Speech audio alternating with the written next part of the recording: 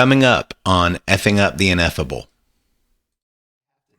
You have to do it.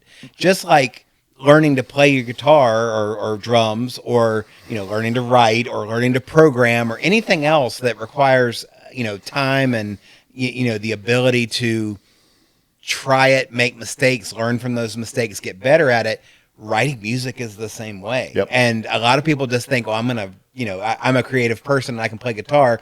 I can go write a song. And then they come up with the most horrendous shit you've ever heard. And they're like, hey, and that they want kudos for having written a song. And it's like, well, play it for me. And then you hear it and you're like, I've got a friend, not one sitting beside me.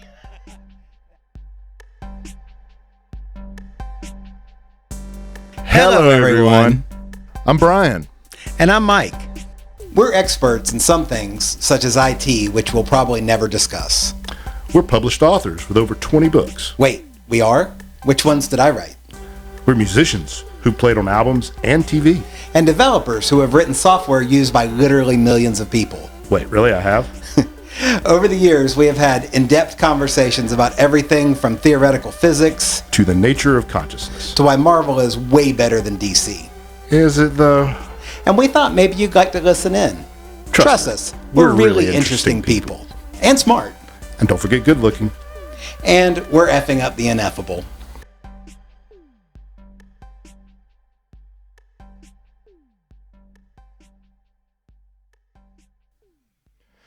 All right, folks, we are back. This pod's going to be a little interesting, I think, because I haven't done any of the preparation that I normally do for a pod. In fact, I think I just texted you like 3 hours ago asking what the fucking topic was again, because I'd forgotten. Yeah, so we want to talk about, both of us are musicians. We've both been in bands. We've both had, decades of experience in one way or another in playing live, recording music, engineering, those types of things with music. And I think we probably have a lot of thoughts about it, stories to tell.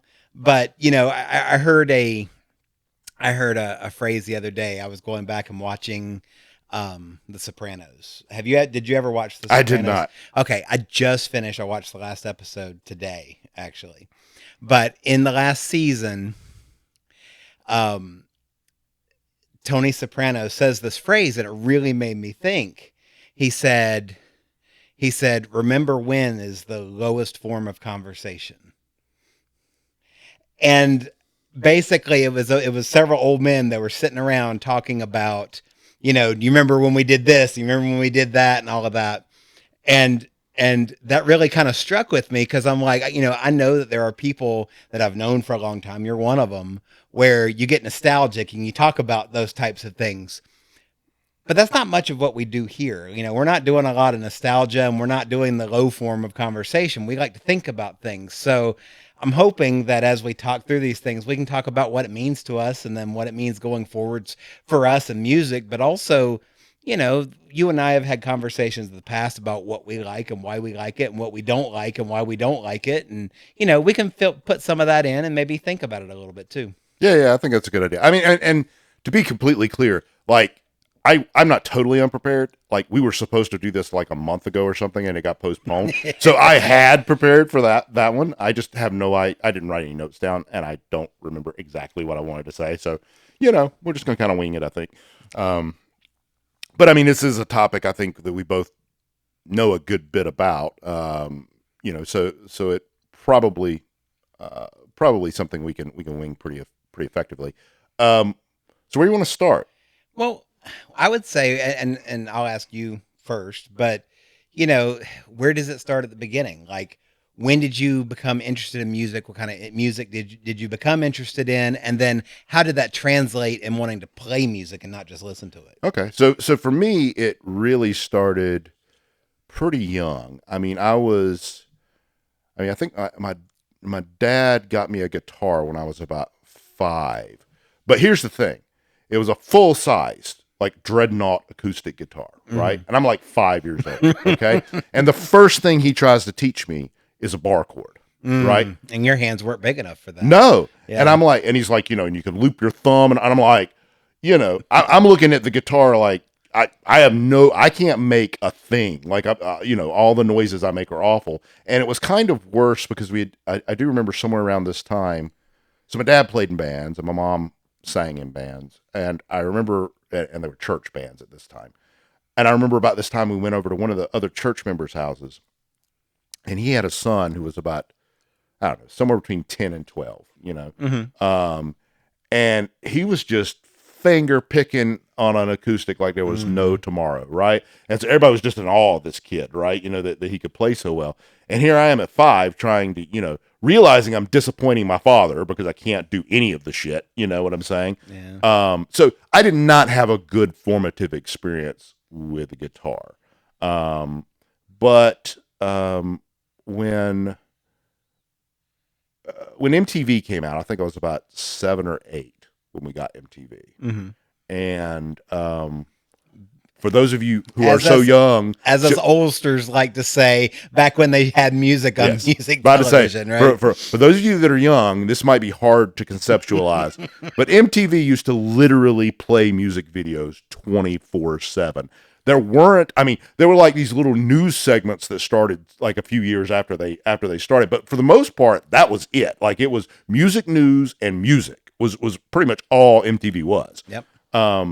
And I remember, at the time, the hits were, Tears for Fears with Shout, and, Michael Jackson, of course, with all of his shit, and it was pop stuff, but it was, Dire Straits, of course, Money for Nothing, but The Police, but, all of that stuff really, it was just something about watching it in addition to listening to it that just lit me up. It was just, it was like I was instantly in love. So that was where I got my love for music, but I didn't actually really think about playing drums until I had a friend of mine who was older. I was probably 9 at this point, and he was 12, 14, something like that. And, he kind of showed me how it wasn't air drumming. I could just bang on a bed or something, and kind of, and he kind of showed me how to separate my limbs, what was doing what on an actual drum set and stuff like that. And that's what I did for, a couple of years until I got, I got a snare from marching, well, not marching band. It was just school band at the time, but I got a snare for that and started banging on it and learned some things there. And then it was, I was 12 or 13 probably before I actually got behind a drum set. But when I did, I just found I could play it because I'd been banging on pots and pans and beds and shit for 5 years at that point, so I could play a lot of things, I was instantly okay, and so that's kind of where it all started for me. And, for like pretty much everybody, I think for a long time, I thought that's what I was going to do with my life. Yeah. Well, and it's fun to think like that, to think I can be a rock star. And you don't realize when you're young, a lot of times that, for every person that's making a living, making music, there's 999 people that wanted to do that and couldn't ever, make it. And it wasn't, in most cases, not due to talent. It's not due to desire. It's just due to not knowing the right people or not being in the right place at the right time, or not having that hook or whatever it is that. Or sometimes people hitch their horse to the wrong wagon. It's like sometimes you have people that are really good who are just loyal to other people in a band that is never going to go anywhere. Oh yeah. But that one person could have gone somewhere had they not been so fiercely loyal, but I don't know. I also feel like there's a lot of, at least for me, I think this is true for a lot of musicians. It's certainly true for many of the ones I've met. There's a little Dunning-Kruger effect going on where it's like, I remember, when I was a teenager, I could play a lot of Rush songs. Not all of them. I thought I could play all of them, but I couldn't. But I could play a lot of them, including some of the hard ones, Tom Sawyer and YYZ and stuff like that. And so I was like, man, I'm only 15 and I could play all these things. I'm fucking fantastic. I'm going to be great, Mm-hmm. Yep. And it wasn't until I was much older that I realized a couple of things. One, when I was playing those songs, I never played them perfect. right? Right. In fact, in a lot of cases, I didn't even hear some of the stuff he was doing. Yeah. Right. My ears weren't attuned enough. Second, that was at maximum level. That was like volume cut all the way up for me. Like that was the peak of what I could do. Right. Neil Peart wasn't even breaking a sweat most of the time when he's playing that shit. So I think of it, and you say you didn't hear everything. I'm going to guess, because I did the same thing on guitar. I'm going to guess that there were parts that you probably simplified how you did it versus what you heard, and it fit, and you think I'm playing it, but at least at that stage you're probably not playing what they're playing, and I kind of think of it as a paint by numbers version of the Mona Lisa. You know what I mean? Like, you're not you're not a famous Italian artist. You're a guy that's got the numbers, and you're kind of filling them in with the colors, and it's just not the same. yeah, I mean, to your point, like, because I really can't play guitar, but I have fiddled around with it some. Like, you can play a lot of songs with power chords on guitar. Oh, yeah. A lot of rock songs, and you think, oh, I'm playing the rock song, right? Well, yes, but a lot of times they're not using power chords. Like, they're using something else. They're using more complicated chords. Like, you can play Stone Temple Pilots with power chords, but that's not what they're playing, right? They're playing more complicated chords. So you with drums, it's kind of the same way. Like, you can play the basic beat that everybody hears and think, oh, I'm doing the thing. But what you're not hearing is there's a lot of underlying ghost notes that they're doing with their snare, or there's little accents they're throwing in their fills, or there's little things that are happening that you're just not, your ear isn't tuned well enough to pick up. So one of the best examples I've seen of that, and again, for me, it's from guitar, but the go-to for anybody that ever picks up an acoustic guitar, exactly, and you will hear so many people say, I know how to play Wonderwall, and they'll pick up a guitar and they'll start to play it. And 99% of them play it wrong. And it's because they know the chords, and you can get away with that. You can play the chords, and with a particular, close to the right thing strum pattern, and sing along with it, and you can get really close. But if you actually listen to Wonderwall and you listen to what he's doing, you realize there are details in there that none of those people do. And I think to a certain level, some people feel like, well, those minor details are unimportant, but they also a lot of times add flavor and character to the song that, again, you're kind of giving them a paint by numbers version of it. Right. I can play the chords, but you're not really adding any artistry to it. You're just strumming chords and singing, Right. And it's not even, you're not even accurately reproducing what they did. And that's even, that's even still one level removed, because it's like being able to play something that somebody came up with is kind of meaningless, to be honest with you, because it's like, that doesn't mean you can come up with that. Right. Oh, you're right. You're right. right. There's a whole nother level. There's a whole nother skill involved with actually composing something that people want to listen to, Right. You're absolutely right. And a lot of people feel like they are naturally creative and that they can do it because of that. And it's not just that it's a skill, but it's a skill you have to develop. You have to do it. Just like learning to play your guitar or drums, or, learning to write or learning to program or anything else that requires, time and, the ability to try it, make mistakes, learn from those mistakes, get better at it. Writing music is the same way. Yep. And a lot of people just think, oh, I'm going to, I'm a creative person and I can play guitar. I can go write a song. And then they come up with the most horrendous shit you've ever heard.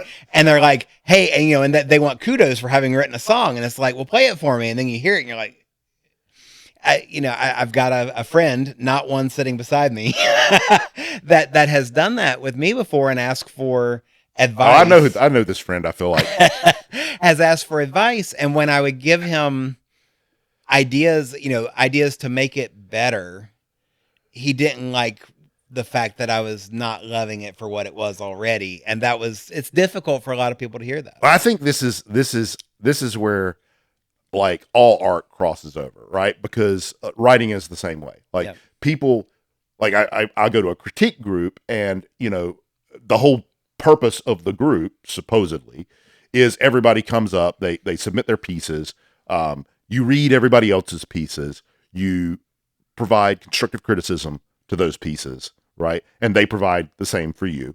And then it's all in the service of everyone improving, right? Because you don't even have to be a good writer to be able to recognize bad writing, right? Right. You can just read something and go, this just doesn't really grab me. You might not have the vocabulary Right. to give good feedback. You can't tell them what to change, Yeah. but that's okay. That's not your job. Your job as a reader is to say, this either grabbed me and sucked me in, or it did not. Right. Right. So you can give that feedback, and it's valuable feedback if you're open to it. But what you see most of the time with writers, with people who draw, with visual artists, with musicians for sure, is they don't actually want to critique. They don't want to know what they're doing wrong. What they want is for you to tell them how good they are. They want validation. Right. So it's and then when you don't tell them that, rather than taking your advice or your critique and evaluating the merits of it, right, and accepting or rejecting it, what they often do is they come from a place of ego and they just go, well, you just don't get it. They want to explain to you why your critique is wrong. Right, exactly. Yeah. And it's like, okay, maybe something I said in my critique wasn't exactly right. That's possible. Sure. But the fact of the matter that I didn't like what you did, that you can't change that with explanation. Like it just is what it is, Right. Now maybe my opinion is not the same as everybody's opinion, right? Maybe it's not a majority opinion. That's fine, right? That's where your judgment has to come in. But if you're asking for a critique, you should be open to what you get. Yeah, I think in writing, but also in music, maybe even especially in music, there's so many genres of music, and if let's just say you're in a metal band, we'll talk more about that soon, I'm sure, but you give that music over to somebody and you ask them to critique it, and it just so happens that the person you give it to is a big country fan. You know what I mean? Yep. That their critique might not mean as much to you in that case. And they may have very valid things, but it's valid based on their tastes. Right. And to your point, you can't necessarily make somebody like something if, that you can't just explain to them why they should like it, I guess is what I'm saying. But that would be the same thing as trying to explain to you why you should really like country music. You're going to be like, I'm just not gonna, Right. and that's fine too. You have different genres when it comes to music or to writing or whatever. And, some people just aren't going to, match up with a particular genre as well. Well, I mean, just to clear the air on this, I do actually like some country. I like. I'm sorry. I'm not trying to pigeonhole you. Yeah. Anything I do actually like do too. some old school country. I don't. But to your point, so last night I was at my son was playing at a bar in Charlotte. Well, it's not really, it's more a music venue than a bar. But anyway, the Evening Muse. If anybody's local and knows what that is, it's kind of a staple in Charlotte. I've played there too. Did you know that? Yeah. You told me Okay, that with your Christian band, right? Sound of Faith. We'll talk more about that later. Yep. But so anyway, he was opening for this other band, which was apparently a pretty big band. I mean, they sold the place out, and they name dropped basically that they had just been playing at the Grand Ole Opry last week. So it's a pretty big country band, right? And everybody there was like super into them, right? I listened to them and I thought, well, the band is fantastic. I mean, they're fucking incredible musicians. Yeah. And the lady who fronts it is a really good showman. She's got a good voice. She sings well, But the thing that kept going through my mind the whole time I listened to this is they're probably going to do really well. They're probably going to be household names at some point. They're very good. To me, it's soulless. I can't listen to it. It's like bubble gum. It's just got this veneer. It's so fucking polished. And so like, I don't like it on that level. You know what I'm saying? It's not country. It's not, country to me always was very from the heart, very authentic. Like, authenticity was like the most important part of it. You know what I'm saying? Like, if you were a fucking city boy and you were singing country, like, what the fuck are you doing? Like, stop. You know? Like, you know what I'm saying? So when I see shit like Snoop Dogg, doing a fucking country album, or Rihanna. Yeah, I'm sorry, not Rihanna. Beyonce. Sorry, Yes. sorry. Doing a fucking country album. I'm like, what the fuck? This is insanity. Like, it's like Willie Nelson doing fucking rap. I can't say, gangster rap. You know what I'm saying? I kind of like to see that. Like, I popped a cap in that bitch. I cannot. What the fuck are you doing? Like, stay in your lane, bro. Like, you're good there. Stay there. You know what I'm saying? Like, but like this country, this modern country is just like so devoid of authenticity. It is pop with a twang, is what it is. Yeah, it is, and I feel like in a lot of cases, now there are good songs that are out there, and even what I would consider modern. And I know this isn't. When I think of modern country, I'm thinking of like the last 20, 25 years. I feel like maybe, in my opinion, I feel like it's gotten worse lately. But there's just a lot of. I feel like it's like a word salad where you try to make sure that you get. And I'm not trying to pick on country, and I mean that because there are some artists and songs that I really like, but like it feels like every other song that gets played on any kind of country station is about your truck and your dog and a beer. I mean, it's and like, there's so many with like where like the chorus is just a straight up cliche or some phrase you've heard 7,000 times, like or the whole don't, what is it, save a horse, ride a cowboy, or whatever, shit like that. It's just these cliche little phrases that they came up with the phrase and built the whole song. It was all about building a song around that phrase, Yeah. It's just, goddamn, man. Like, country used to be shit that made you want to fucking go hang yourself. Like, it was like, you would get so depressed after listening to something. Like, I remember my mom, when she broke up with my dad, she's fucking running all over the road bawling, listening to country. You know what I'm saying? I told you this the other day, but there are a few old country songs that I love to listen to now. And I think the saddest song that I have ever heard is George Jones, He Stopped Loving Her Today. That, like, you listen to that and you really listen to the words, and it's sad. Yeah. I mean, it's, about the guy that basically loved somebody who was never going to love him back till the day he died. And it's like, that's when he stopped loving her, was the fact he's in a casket. I mean, it's just like, dang. So it is. Yeah. I mean, I kind of feel that way. Like, I feel that way about some modern country. Well, bluegrass. Like, one of my favorite songs ever is, is because of the lyrics. But I mean, even the performance is really good. Is the Avett Brothers, The Ballad of Love and Hate. Mm-hmm. Like, I think it's a fantastic song. It makes me want to cry every time I hear it. It's just such a heartbreaking, tear-jerking song, and then, like, almost anything by the Civil Wars I fucking love. Oh, they just sound so haunting. And I love it. And their lyrics are so good. They're so, kind of disturbing and melancholy, and like, it blends so many different things. Like, clearly they put a lot of thought into it, and I don't know what was going through their mind when they wrote this shit, but when they came out, that was not what you got on the radio with. No. You know what I'm saying?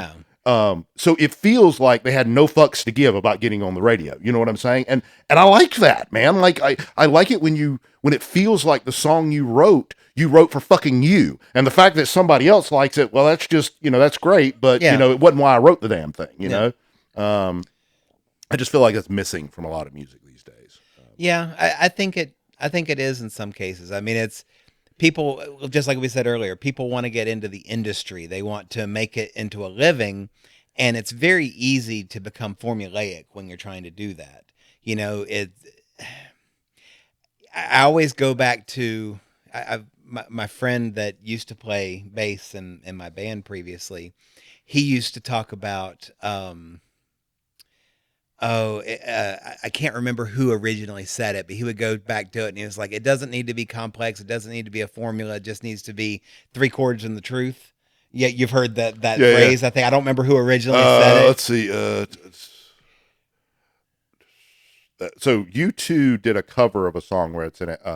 All I got is my red guitar, three chords, and the truth. Yeah. But I don't know.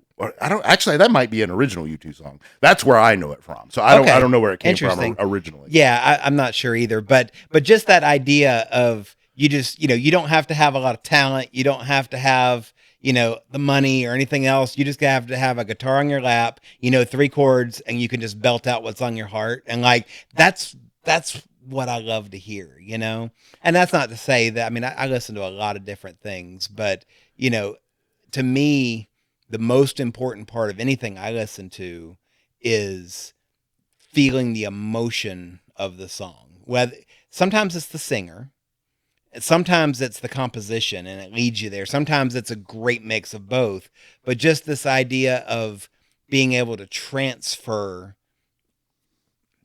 the emotion of the singer or band that's playing the music to the listener. To me, that's just really powerful. And there's a lot of mass produced, I think of it, music that doesn't do that. And that's fine. I mean, sometimes that's not important, or sometimes it's ancillary. It's like you go into a dance club, as long as something's got a good beat and it's getting everybody moving, like who cares about emotion, right? Well, they'll put emotion into like this is one of the things like I listen like I like One Republic, for example, right? I do too.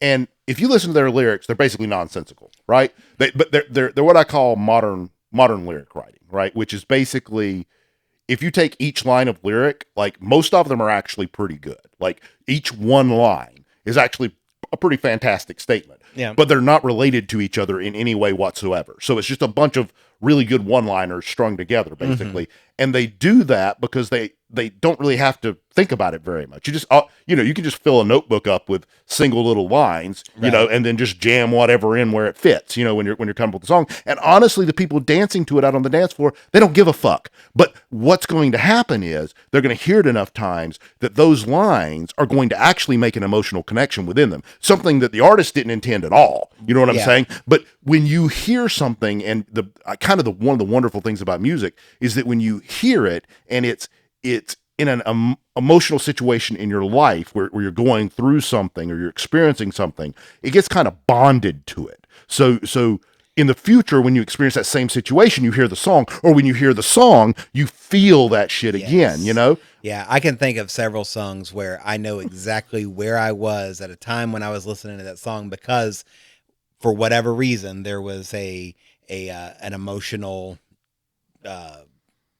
high point or low point, going on with that. There are certain groups. I mean, I know that I probably bug you to death about the fact that I love Linkin Park. Okay. And you don't think of some like fairly or really immensely popular rock / hip hop band, whatever you want to call them. They're kind of, they break genres in the way that they do things. But you don't really think of that as, here I am talking about wanting to hear emotion and all that. And you can go and listen to a lot of their stuff, and depending on where you are is really going to be dependent on how it connects to you. That probably my biggest, they connected to me more than anybody else because I was going through a divorce in 2001 era. And that was around the time that Hybrid Theory came out. And it's very angsty, and it's all about bad relationships and things like that. And, trying to get over it or being angry with the person or whatever. There's a lot of it there, but it hit me in the right place at the right time. And I listened to that CD at the time so much, over and over and over again, and learned every word and screamed it in my car. Like it was just the right thing at the right time. And, my situation got better after that, but I cannot listen to Hybrid Theory without thinking about that time, where I was and how I was, how it connected to me. And just over time, it almost felt like they evolved the same way I did. My things changed, and what I thought about was different, but so did they. They did, their future albums weren't about bad relationships. You listen to, they get political or they get other stuff, and it was always about stuff that was kind of on my mind too. So I just kind of followed them along for as long as they've been around, and glad that they're back. Yeah, so that makes a lot of sense. I mean, I think there's a lot of bands for me. I don't think I've ever had a band where I followed them and the journey they took, because every band, changes, with a few exceptions of people who just write really formulaic shit that never. I mean, Aerosmith's a good example. It never really changes because their shit's just. I mean, not that Aerosmith doesn't have some good songs. I'm not saying that. I'm just saying, like, you know what you're going to get with Aerosmith. It's always the same thing, right? Yeah. But most of the bands that I've followed, like Rush is a great example, right? Mm-hmm. I fell in love with Rush with Moving Pictures, and I still think it's probably one of the best albums ever. And I'll agree with you there. It really is. I went through a whole catalog after that, right? And I found earlier things that I really didn't like, right? And I found later things that I really didn't like, right? Yep. But I did find some things that I like. But what happened with Rush is over time, they evolved quite significantly. Like they changed almost every album. They're a slightly different band, right? Yep. And where they ended up diverged from what I was evolving to. They went from a place almost of where they I don't want to say they simplified, because their music is still very complicated, but it became more subtly complicated, right? They went from writing really big, hugely complicated, how complicated can we make progressive rock, right? And they were those guys for a while. And then they kind of just passed that mantle to other bands, like Fate's Warning and a bunch of other bands who fucking took over and took it into a more metal place where it got much more progressive and eventually became gent, which is super fucking progressive. You know what I'm saying? But Rush didn't do that. And I fell off with them because of that, because I wanted more musical virtuosity, and I was actually at a place then. I was a less mature musician, and I didn't really appreciate how difficult it is to do complicated things subtly. It's much easier to do the huge ass drum fill, that everybody goes, to do the Inagata-DeVita thing where you spend 25 fucking minutes, twiddling around and tweedly-deeing on your fucking drums, right? Than it is to write a groove like the Purdy Shuffle or the Fool in the Rain Shuffle. It's the same shuffle, but to write a groove like that just it is iconic when you hear it done well. I mean, when you listen to Rosanna and you listen to him do that fucking Rosanna Shuffle, which is the Purdy Shuffle, right. It's just that permutation of it. That's something that takes I've been practicing that fucking shuffle for 10 goddamn years, and I'm still not that good at it. You know what I'm saying? Yeah. It's mind blowing how hard it is. When you listen to it, you don't even really, most people aren't even drummers, don't even really notice it. You know what I'm saying? But if you listen to the chorus, right, and you just listen at the breaks, when the rest of the instruments get quiet, right, you can hear all that shit going on up underneath it, and it's just like this engine that's just propelling the whole fucking. It's great. Anyway. Yeah. So you talk about bands that you fell off from, and I'm going to kind of tie this back into how I got into music as well. So Def Leppard. So put that out there. I'll come back to Def Leppard. But I grew up. My parents were into old country, and I didn't like country, but it was primarily because my parents liked country and I needed to like something different. Right. So, I was growing up in the era of you'd still go to the store and buy 45s. So I had singles, and I think the first singles that I ever bought, one was an R&B song that I cannot remember the name of it now, but I Mike could figure it out if you give me time. And then the other one was a Cyndi Lauper single. I think it was, it wasn't Girls Just Want to Have Fun, but it was another one in that same era. Yeah. I can't remember which song it was. And then I also, and this is always to me really funny, but the first album that I ever owned was, there was a song that came out at the time, on the radio, like it was a hit called Pac-Man Fever. Oh, I remember Pac-Man Fever. Yeah, yeah. And I bought the album. The album was an entire thing from that group. I cannot remember who it was. Save my life now. But one hit wonders, you know. Yep, yep. But the whole thing was about video games. Really? Like they had a Space Invaders song and a Defenders song and all this other kind of stuff. It's almost like they had the idea of this is so popular, we're just going to do one about every fucking thing, and whichever one hits. You know? But that was the first stuff that I had, and of course I got more later, and that's fine. You fast forward a couple of years, and I started getting into rock, and I had a friend that he had Hysteria, the cassette tape, and I listened to it, and I fell in love with Def Leppard and Hysteria, and that was amazing. And then the first cassette tape that I ever bought was I went out because he had Hysteria.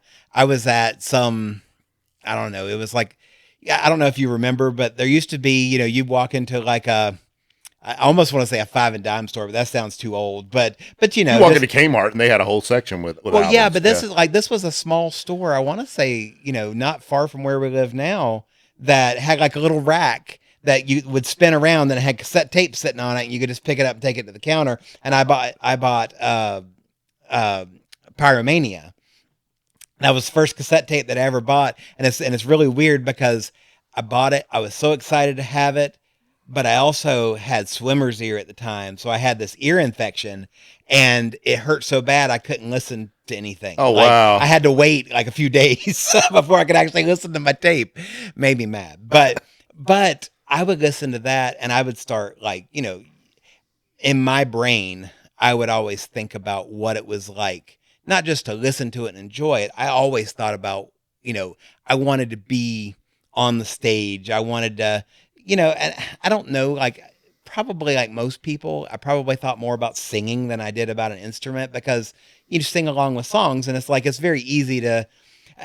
I remember being a little kid and knowing like one or two Elvis songs, and like I would dance on my coffee table with something in my hand as a microphone and sing songs. I'm seeing this little bald 5-year-old with a goatee.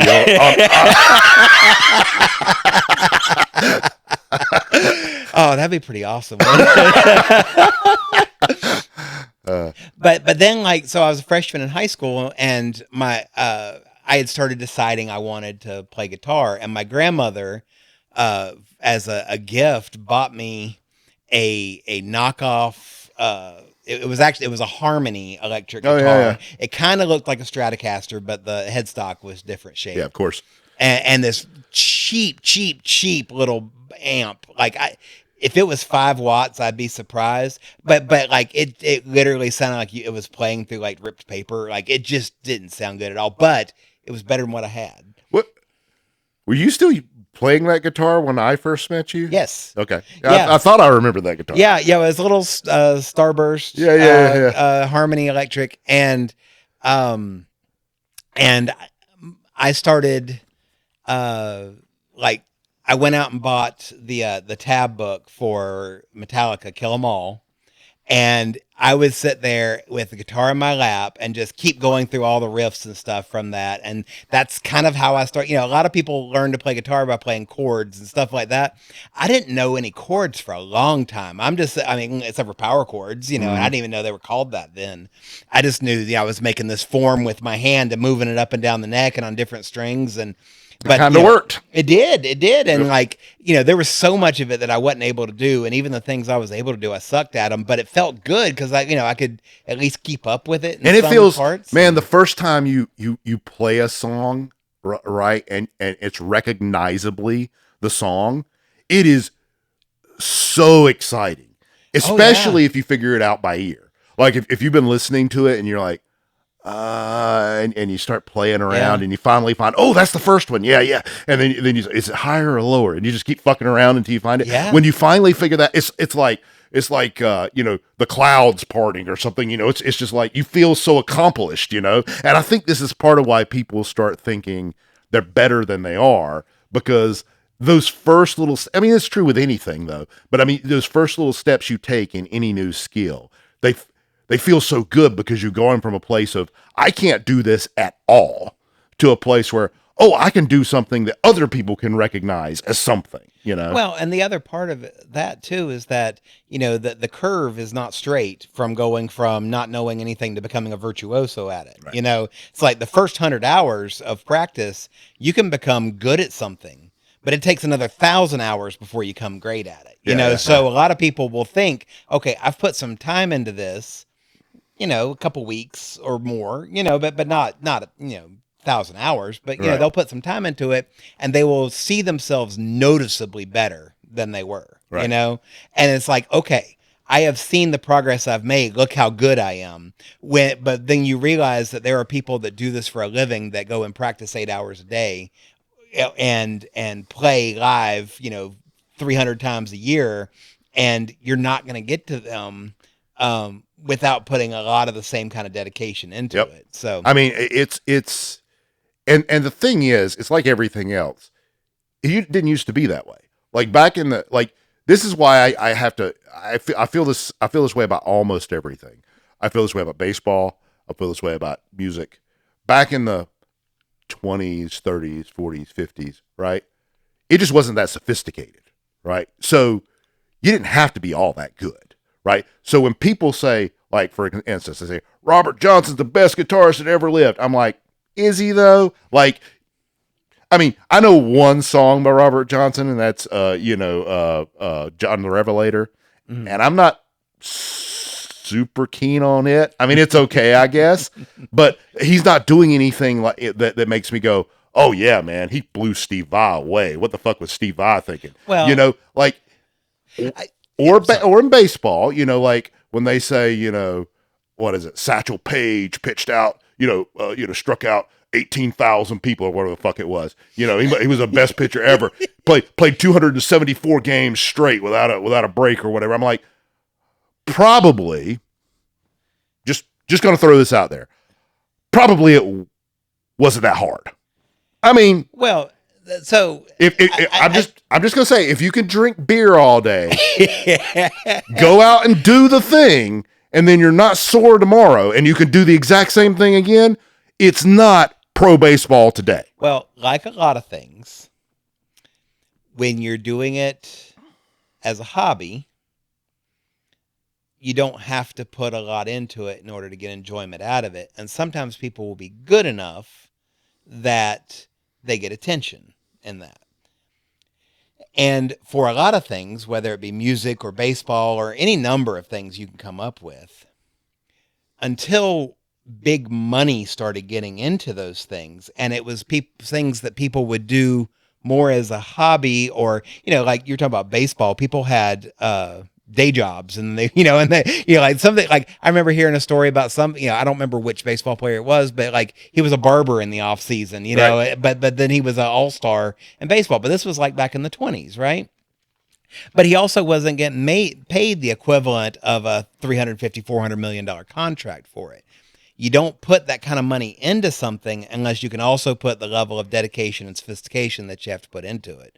Back to the music industry, it's the same way. If it's somebody that can just sit out on their back porch and play guitar and sing, and people are interested and they want to hear them, it doesn't require a level of sophistication. But then when you start looking at the amount of money that goes into the promotion and the advertising and the tours and everything else that a lot of groups do now that you just didn't see, back then, you got to, that they want you to put more into it in order to earn the money that they're going to put into it. Does that make sense? Well, I mean, I guess, but I was kind of thinking it was probably less the financial side of things and more the just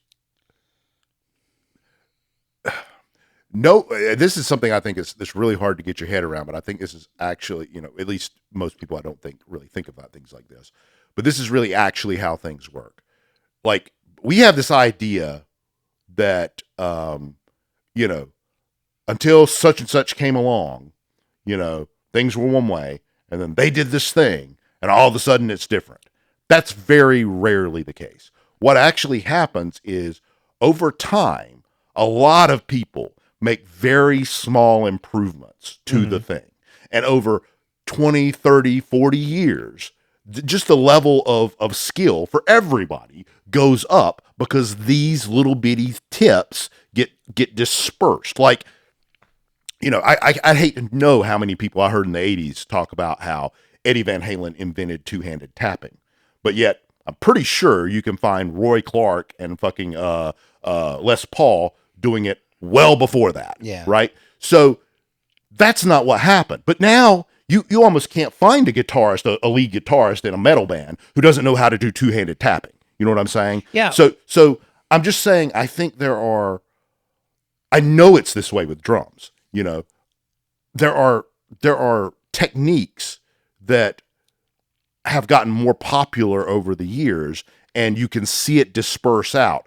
At one time, you only saw, certain drummers who knew push-pull or the Moeller technique or whatever. It wasn't, everybody didn't know it. And now it's, through the internet, everybody's learning how to do this shit. Sure. And we're inventing new shit like gravity blasts and shit like that. And that's innovation, right? I mean, and you see that everywhere. And just like you can almost compare it to science, right? It's like everything's built on top of everything else. You learn something and then you're like, okay, now that we know this that we didn't know before, now what does that open up beyond that, right? So, and that's just the way innovation goes in almost any topic, industry, or whatever. So you're right in that. I agree with you. When you were describing some of what you just said, I was thinking about how George Harrison of the Beatles, like he would actually go and cut holes in the cones of his amp because he wanted a little more distortion. Which is exactly what Eddie Van Halen did for his. Yep. And there was no such thing as a distortion pedal, or anything like that, or even like high gain really in anything. So I love that idea that somebody's like, well, I'm going to do something different. I'm going to break out of the mold to get what I want. Right. But that's kind of what I'm saying. Like now, I think certainly back in the 20s, probably even back in the 50s, you probably actually didn't have to be all that proficient at the instrument to be a regular gigging musician, because there just weren't that many people who knew how to play the instrument all that well. Yeah. Now, like, I can go on YouTube right now and find probably 300 drummers that are under 12 years old that can outplay me, like chops wise. Sure. You know what I'm saying? Because the tools are out there, the techniques are out there.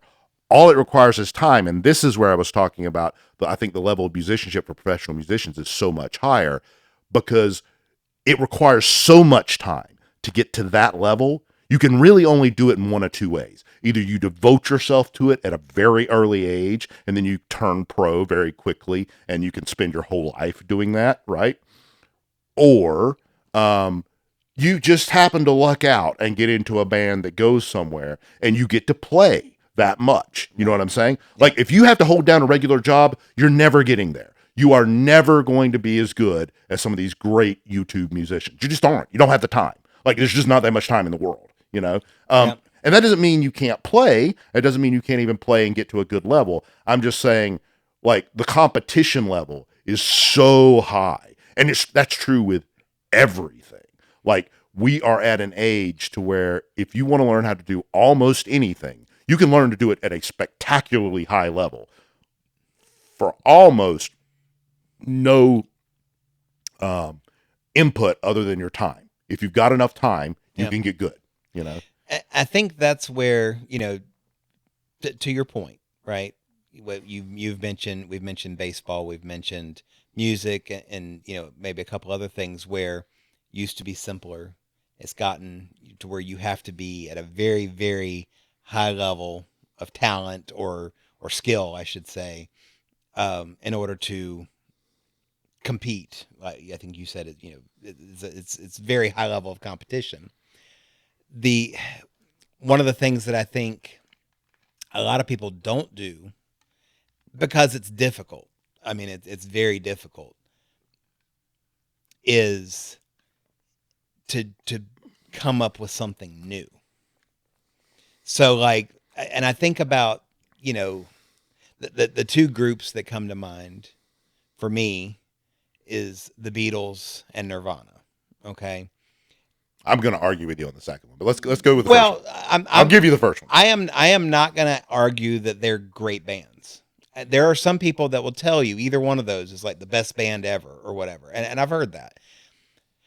I will argue that they were innovative in that they presented something that you didn't hear every day. So I will agree with you on Beatles. I am going to disagree with you on Nirvana, even on that point. Okay, that's what they're known for. Now, I'm not talking about the actual history, and we can get into that if you want. I think that's where you're going with it. Is that I guess what I'm trying to say is that they gave people something that they hadn't heard before, and you didn't have to be as good at it, but you had to be first at it. I guess is the point I'm trying to make, and I think that's where.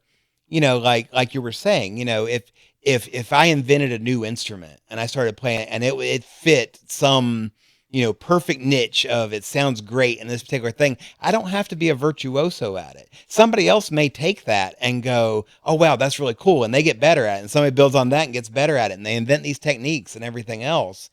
But, it's the innovation of that new thing, whatever it is, and when I'm talking about the Beatles, Elvis kind of fits into that too, right? It was kind of the birth of some of these genres of music, and it was different.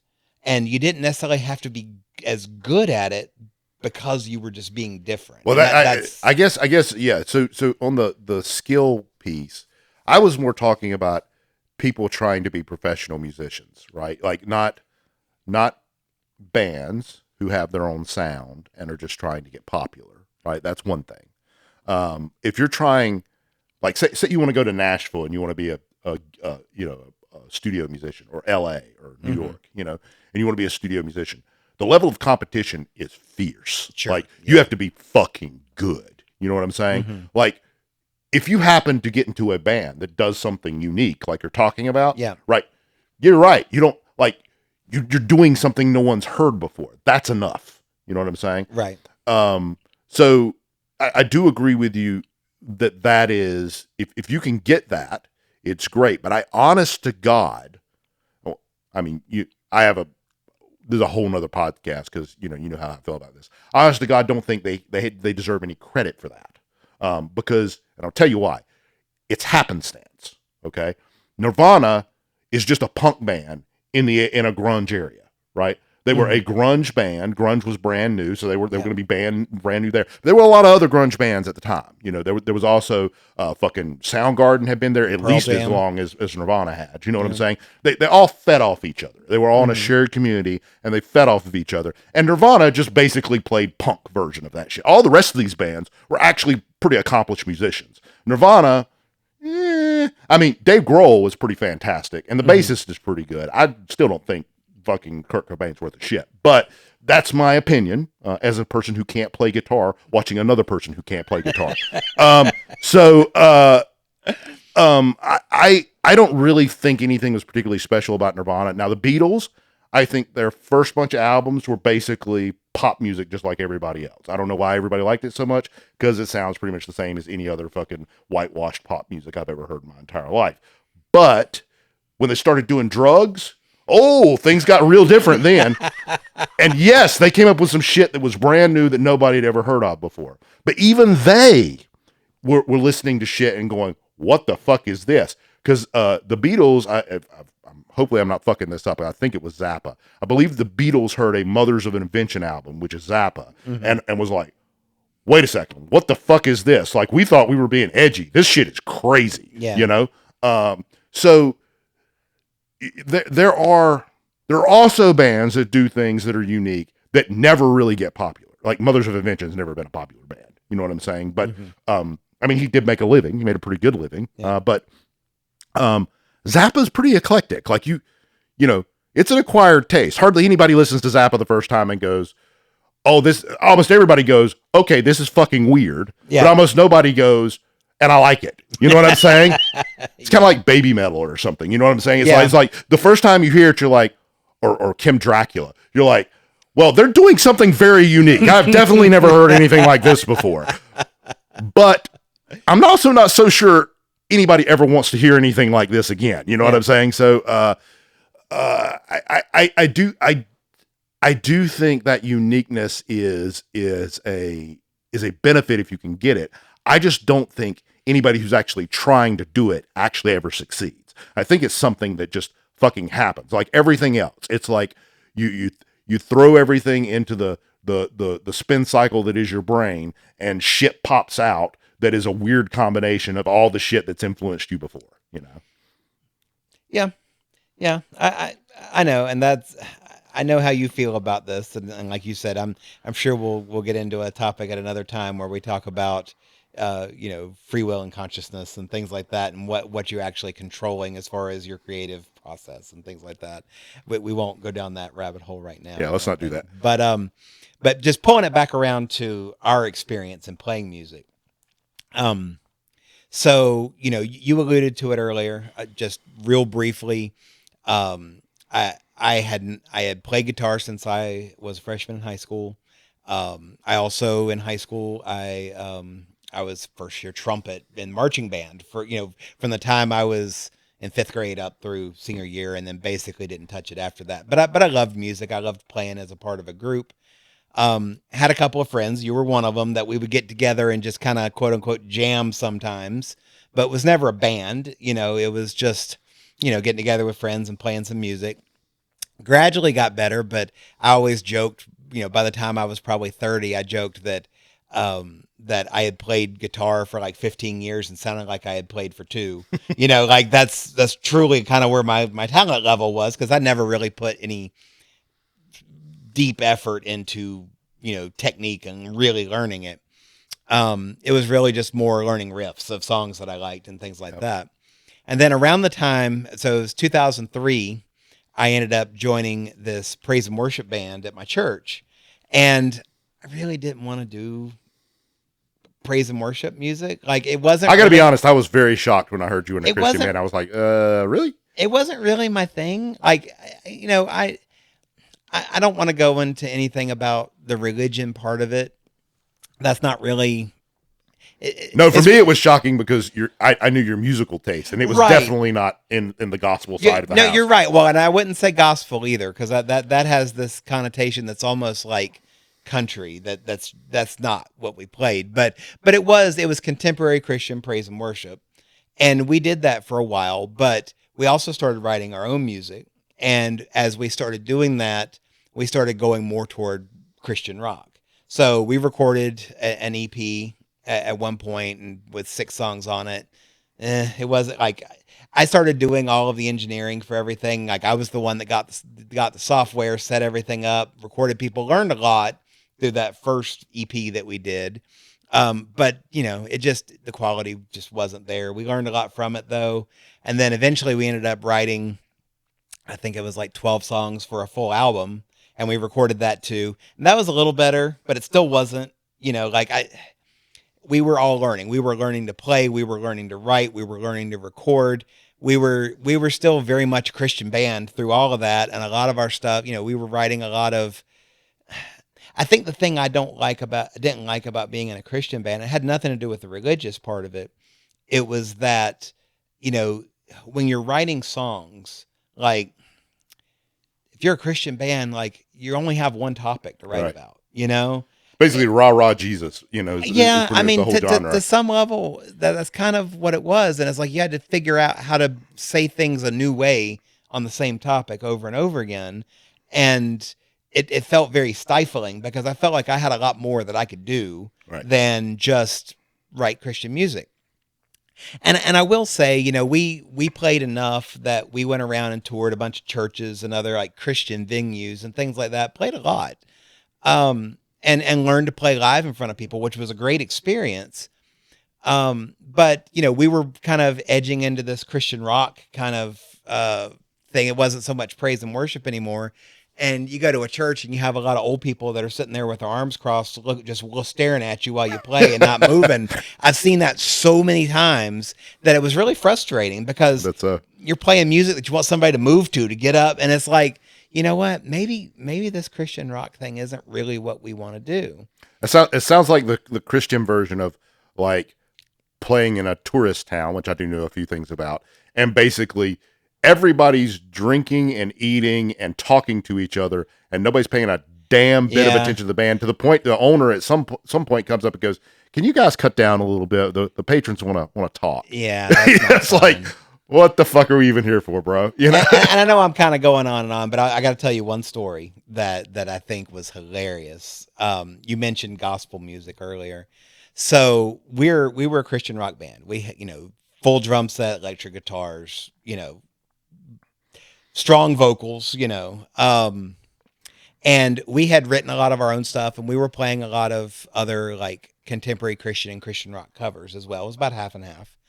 And we were playing at this one church where they had 3 Southern gospel groups and then us, as we were the headliner, but we had 3 Southern gospel groups that were opening up for us. Nice. And that was really weird. Okay. One of the ladies, I cannot remember her name to save my life now, and it'd be better if I didn't say it anyway, yes, probably. Her and her husband were there, and she was an older lady that she was singing solo to a CD. Like she was the first one that was up. But she brought the house down. The other ones were groups. Okay. Like, you'd have it. And then they had really good harmonies and stuff like that, of course. Yeah. But this first lady, apparently she had a very specific, monologue that she would give that, to talk about a particular song before she sang it. And her husband was running the CD and it started and the CD started skipping. And she had to stop, and she made him stop and start the CD over, and then she started back through the exact same monologue again. Oh, it's horrifying. And it was so cringeworthy. I mean, it was awful. But then finally got to us. So we get up there. Our very first song is loud. I mean, very first thing. I mean, it's just what it is. I've got a Mesa half stack sitting on stage. Okay, and there was probably 200 people that were there, so it was a decent. And you saw there were probably 24 people that immediately got up and left. but there was probably another 24 that got up and moved forward. Oh. And I was like, okay, so the audience like dwindled, but there were some people you could tell. I was like, oh, finally, Right. And that felt good. And it was actually, I mean, it was a big church. It was a pretty nice stage. It turned into like a pretty cool event, even though it was kind of weird. And like here we had this pickup truck pulling a trailer with our equipment in it, and like unmarked trailer. Might even been a U-Haul now that I think of it. Those other groups, they're there in tour buses. Like, I mean, yeah. It is. That shit's insane. It's like, and I know I'm going to offend some people. I'm sorry. It is what it is. Like, I don't understand how Kirk Cameron has made 452 Jesus movies. Like, it doesn't make any sense to me whatsoever. Like, I don't understand who's watching these fucking things, but apparently he can sell out like stadiums in some places. Yeah, you know what I'm I've saying? heard that, I don't get it, but let me just finish up. The long story short is that we kind of decided that we wanted to do more secular music. We started doing a lot more covers of stuff like, Heart and Shine Down and other like, classic rock to modern rock, bands and wrote some of our own stuff. And, and we did another album that was a more secular album. And it was the best one that we did. And I felt like I had learned a lot in the engineering and mixing and recording of everything. I felt really good about it. Still, when I go back, I can still hear all the mistakes in it and everything like that, and I think about I should have done this or that different. But, we started in 2003, sometime around, I think it was probably 2012 is when we made that change. And that was also around the time we had played about 100 shows total in that time, a lot of it in churches and things like that. We ended up playing another 20 or 30 shows before eventually our drummer and our keyboard player got married and moved to South Dakota. Right. And then the band broke up. So I'm back playing with some people again. Which includes that drummer. Yeah, and because keyboard they player. moved back just a couple of years ago. But dabbled in a few different things, and of course, you were part of a couple of the things that we dabbled with. Yep. And I always enjoyed playing with you. I'd still like an opportunity for us to be able to play. Oh yeah, together it'd be great. somehow, I think. Yeah. sometime. When you're not put on the spot to do it. Yeah. But yeah, so that's kind of where I am with it and some of the stuff that I've had experience with. Do you want to kind of talk Well, about so first I wanted to tell a story. This is because your story, your cringe story, reminded me of another cringe. This is not my bad gig story. My bad gig story is pretty good, but this is Tyler's bad gig story, which is even better. Okay, your son? Yeah. Yep. So Tyler is like, well, he plays with the band now, but he's just like stunt guitarist basically for the band.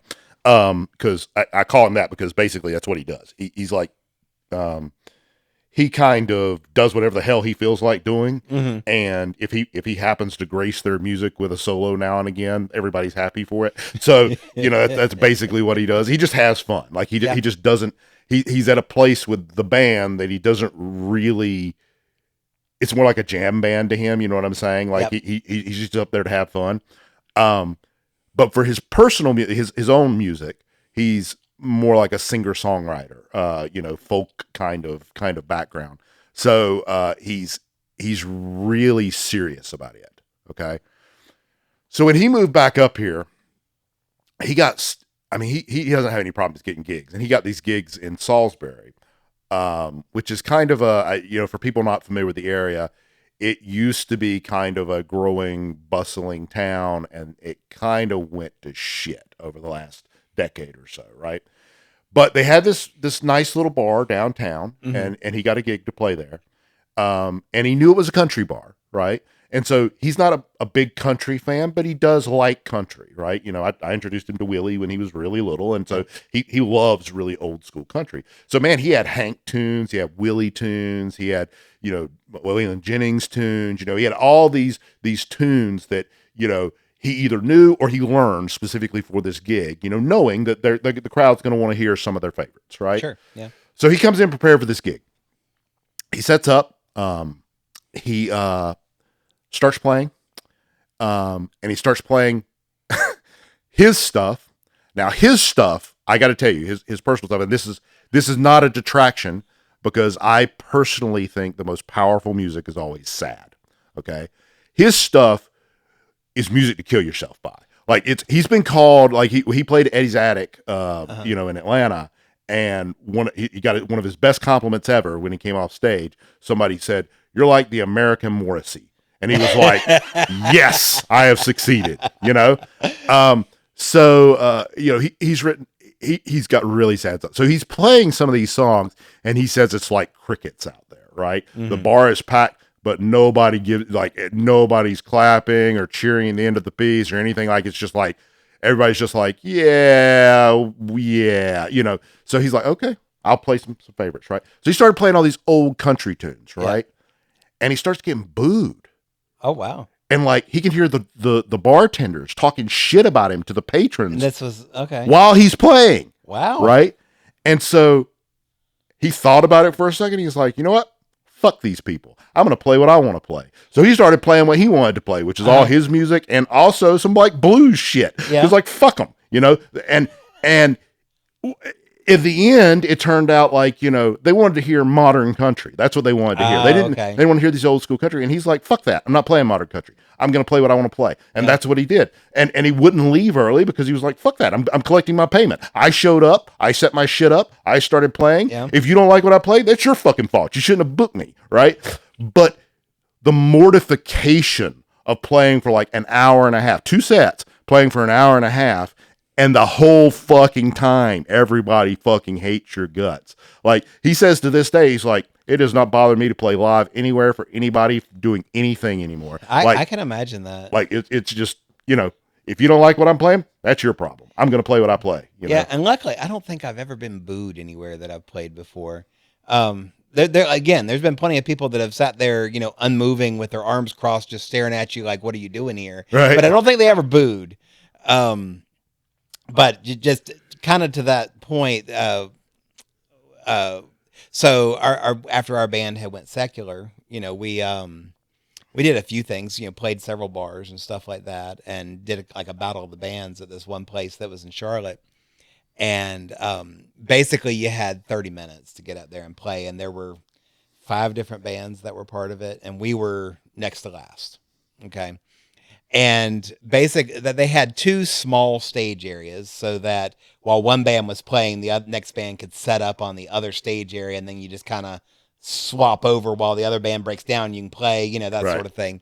And it was tight, and again, I've got my half stack sitting back there, and it just so happened, I didn't know it, but I had blown a fuse in the head of my amp at some point in between when I had played it last and when I was setting up. Like something had happened to it. So we go to do a sound check. My amp's not working at all. Like there's no sound coming out of my amp.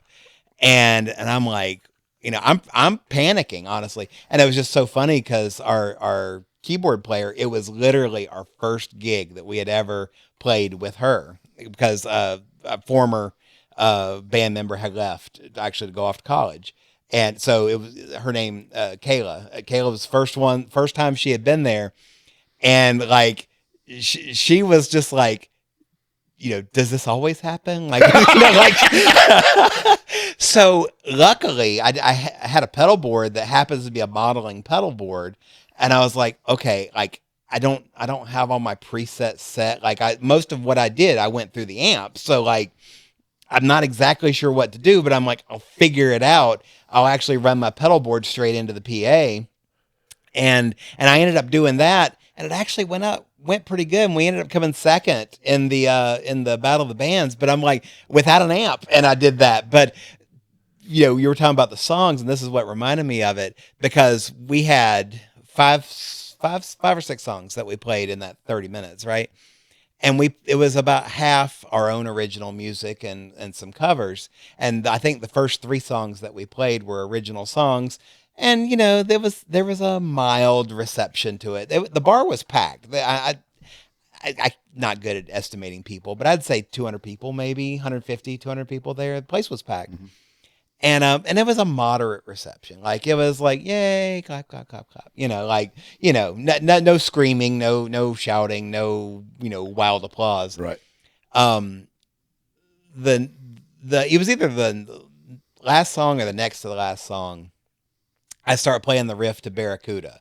Yeah. As soon as I started playing that riff, the place explodes. Like everybody knows that. Right. And then they go crazy. That is the best feeling I've ever had in my life playing on a stage anywhere. I went from this, my amp's not working, and I'm so mad, and I think that I've screwed up the entire gig, right, to the best feeling I've ever had playing, just because I started playing that riff and everybody just cheered. I was just like, that's amazing. Like, I want to feel that over and over and over again. Yeah, I had something similar happen with the band that I was in with Tyler. The band, when the band broke up, it broke up because Tyler moved back up here because his brother was going through some things, and so he moved back to help with him. But we didn't know it was going to be permanent at first, right? And we still had gigs on the book. Yeah. So he came back down for one of them, but the second one he couldn't come back down for. Luckily, our bassist played guitar, right? Mm-hmm. So, and he sang, right? He's a pretty darn good musician on his own. So, we just decided, well, fuck it, we'll just do this. We'll just do this gig. If they're okay with it, we'll just do this gig as a 2-piece, right? And so that's what we did. Well, Ed is the guy's name. He's a card, and he at the time. He didn't have a substance abuse problem, but he liked to drink a lot, and he liked to do some other things on occasion too. Mm-hmm. Like one of the gigs he actually came to, he said he had been up all night doing coke with these 2 chicks after his last gig, so he was very tired, and he literally fell asleep on stage playing bass. Oh my gosh! Like he was sitting in the chair, like asleep, like hard asleep, while we're playing. And Tyler and I just looked at each other and started giggling. Like we couldn't do anything. It was just too fucking funny, and woke him up after the song, of course. But anyway, so this time he was a little inebriated and had not really thought about a playlist very much. Right? So he sent me a bunch of songs, right? And I learned the songs dutifully, you know, and so I went up there thinking we were going to play those songs. And he just kind of pulled shit out of the air all night, right? One of the things, this is a little dive bar. Like, this is the bar we used to call the Roadhouse bar, right? Because it kind of resembles the bar from Roadhouse, the Double Deuce from Roadhouse, Yeah. you know, when it was first with the chicken wire over the stage, all that kind of shit. We didn't have chicken wire over the stage, nothing like that. But it's a biker bar, okay? In the panhandle of Florida. It's rough, okay? We're in there, and he just all of a sudden decides, you know what? Let's do this. And he starts playing da-da-da-da-da. Da-da-da-da-da. God. Pa, dum, dum, ba, ba, ba, ba. And we started playing Bad to the Bone, right? Yeah. It's the simplest, stupidest, shittiest song I can think of off the top of my head that wasn't written by either AC/DC or you know, some of the or Nirvana. But I gotta tell you, it was a fucking blast to play because like everybody in that biker bar was, yeah, you know, and you know, it was like they just loved it, you know. And so like ever since then, I'm like, you know what, you there's something to be said for just dropping your notions about, you know, wanting to play something that's challenging so that it's fun, and just playing something that's just fun, you know, that's just a fun song, you know. And sometimes, you know, just your point right there, the fun is not always in the playing. Sometimes the fun is in the reception to it. Right. You know, you're there, and I mean, I haven't had a lot of these. I mean, for the most part, when we played places, it was very small crowds. You know, like I mentioned a couple a minute ago with a couple hundred people there, but there's only been a couple of those where it was a couple hundred people. I mean, in most cases, you would count them more in the dozens, you know, or less, you know. It's just the way it is. I think that's the way it is for a lot of small, you know, bands that are not, you know, well known. You go somewhere and, you know, you got a room with, you know, 25 people in it, and you feel lucky for that, you know. A room with 25 people who are actually interested in what you're playing is way better than a room with 200 that they don't give a quarter of a shit about what you're doing. That's true. That's true. But yeah, I mean, the few times that you actually see somebody paying attention and like, you know, like kind of like what you were talking about with Bad to the Bone, where you can tell that they kind of connect with the music.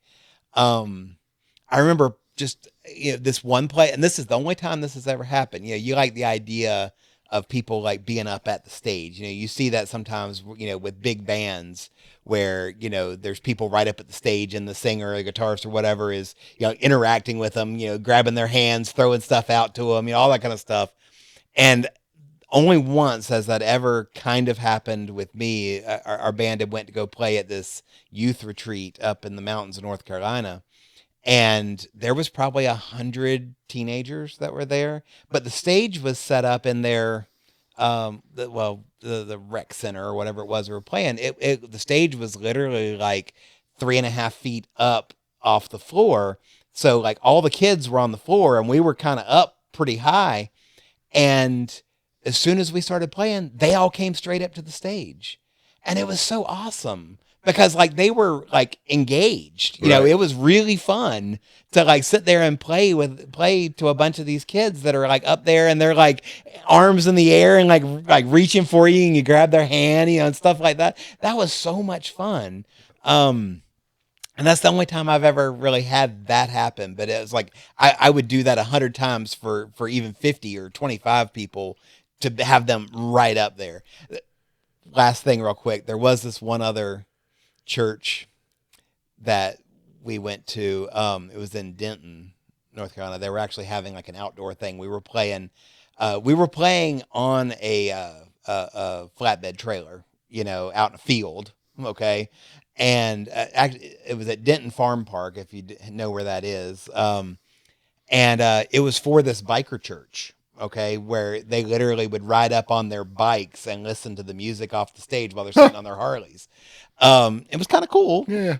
But there was this one guy talking about like listening and getting into it. Now, this was back in our Christian era, and this guy just decided that he was going to get off his bike and get up in front of the band, but like right up at the front, and started doing this like interpretive dance. I've seen those. Yeah, it was yeah, so yeah. weird. Like and I, I know people can't see me right now, but his arm up in the air and he's down on one knee and he's clenching his fists and all usually sorts it's like of a stuff. chick with like a Stevie Nicks costume and dreadlocks Yeah, and henna tattoos yeah. that's doing that And kind it of was thing. like I was trying so hard not to laugh while I'm watching the guy do this right out in front of the stage in front of us, but like he was really into it. It wasn't quite the same thing as having the teenagers rush the stage, but it was still it was interesting. That's one of the things I really like about like venues like the Evening Muse, because it's a music venue. Like it is a bar, right? But they don't serve food. Like you can come in there and you can drink, but you wouldn't go there just to drink. Like the prices for the alcohol is quite expensive, and there's a door fee to get in to see the band. So like if you're there chances are real good you're there for the music, right? So when somebody starts playing at the Muse, it goes dead fucking quiet. Like everybody's listening to it. So the music's not very loud. Even when it's a metal band, it's not very loud because it doesn't fucking have to be. You know what I'm saying? Like everybody's quiet. Everybody's listening. It's just such a different experience from, playing in, dive bars or tourist bars where there might be a gazillion fucking people there, but it doesn't fucking matter because none of them are listening to you, Right. So it's, I don't know. It's, and this is where like Tyler and I get into arguments about this sometimes because he's very purist about the sanctity of the art and shit like that, So he's very much like, you don't write a song for other people. You write songs for you. And if other people like them, that's good, but that's not why you do it. And you don't change things so that other people will like them better, because then it's not true to what your voice is. And I do understand that, and I get it. But I don't think that's the entirety of what music should and can be. I do think there's something to be said for, if you were really just writing it for yourself, you'd never leave your bedroom.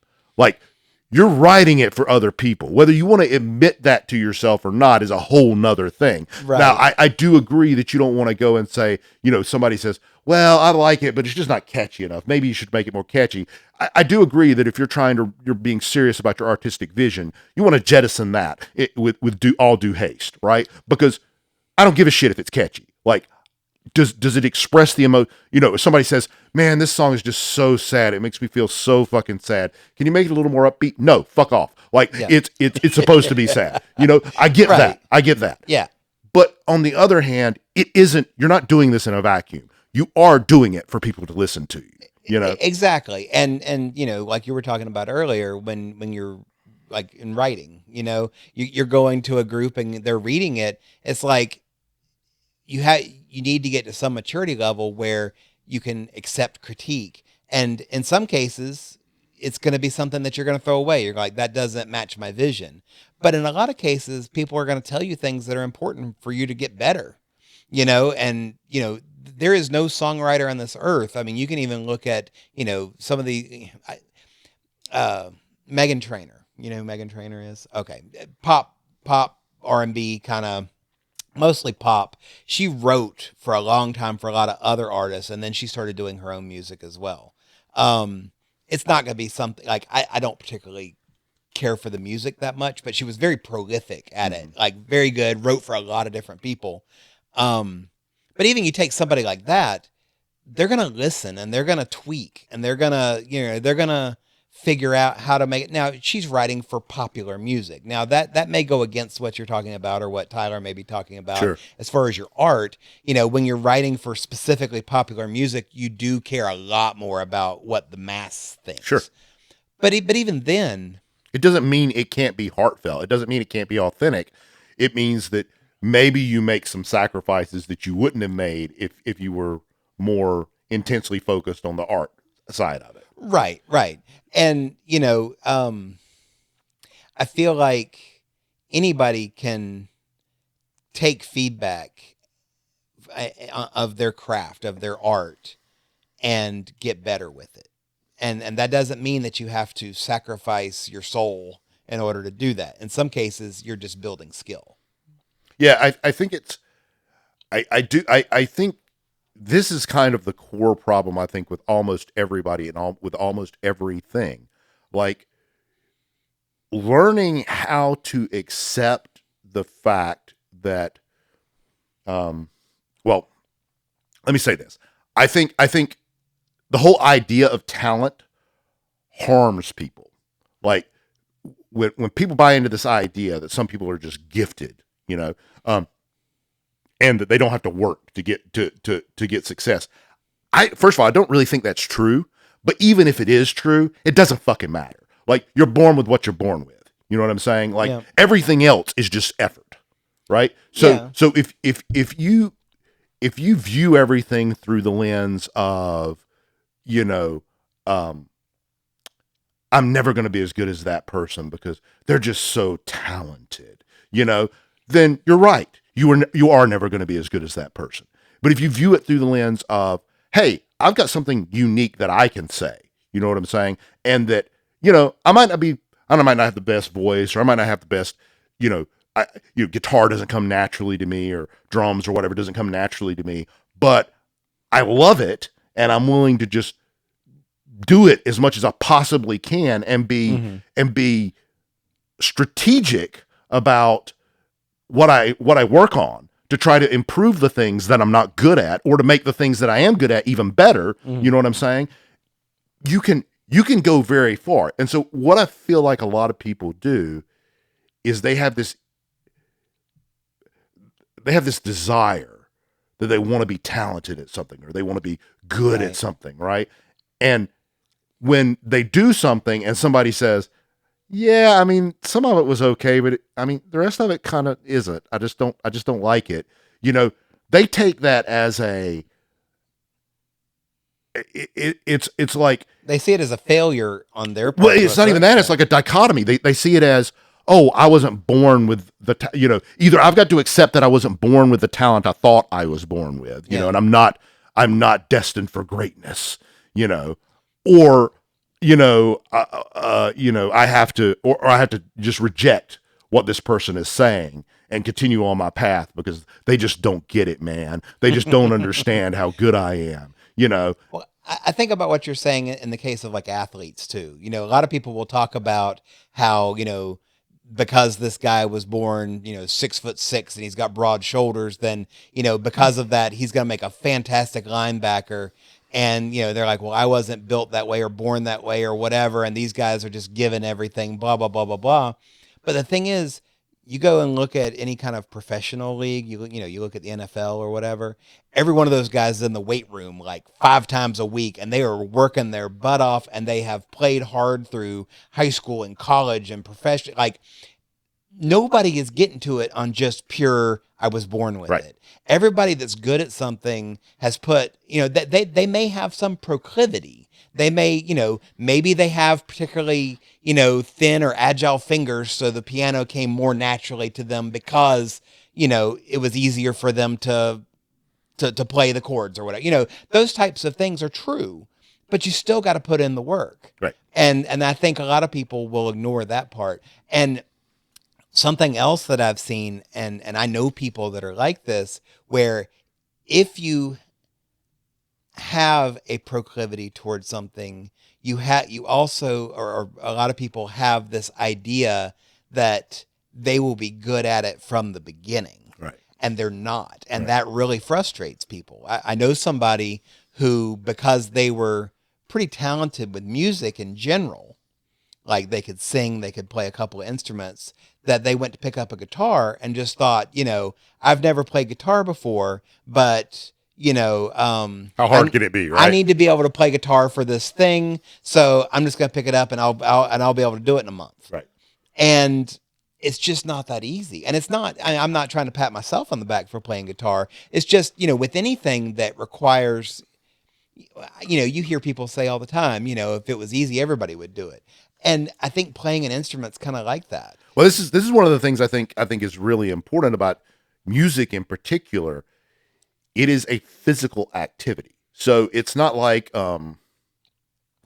it's not like something that's purely mental where something that's purely mental, the transference can be pretty high. Like if you're an exceptional mathematician, you can probably be an exceptional coder without a whole lot of effort. I mean, you just got to basically learn, you already know how to write functions, right? You just know how to write it in a different language, basically. You know how to write in a pure language versus something that's been abstracted a little bit, right? With music, it's very physical. Every instrument you play has physical requirements to it. Yes. There's a lot of muscle memory. And I would say, in fact, all of it's muscle memory. For me, anyway, and we've talked about this before, but for me, anyway, the moment I start thinking about what I'm doing, I'm going to fuck it up. Like 100% of the time, right? I can play 1,000 times better if I just shut my fucking brain off and listen to what I'm listening to and react. You know what I'm saying? And that's actually the bliss of playing. Is that for a little while you're not there. You're a cog in a machine. You're a voice in a conversation. Everybody's doing their own thing, and it's all coming together like magic to create this thing that is greater than any of the parts of anybody who's contributing to it. And that doesn't happen when you fucking think about it, right? Yeah. So you have to put in the hours in the back end to where when you shut your brain off, things can still happen. Like there was a professional drummer that gave this piece of advice that I thought was just mind-blowingly good. He said, somebody asked him, how do you know when you practiced enough of a particular song? When you're learning and, you're coming into a new band, you got to learn their entire catalog. Right. How do you know you're good enough that you don't need to practice it as robustly as you have been?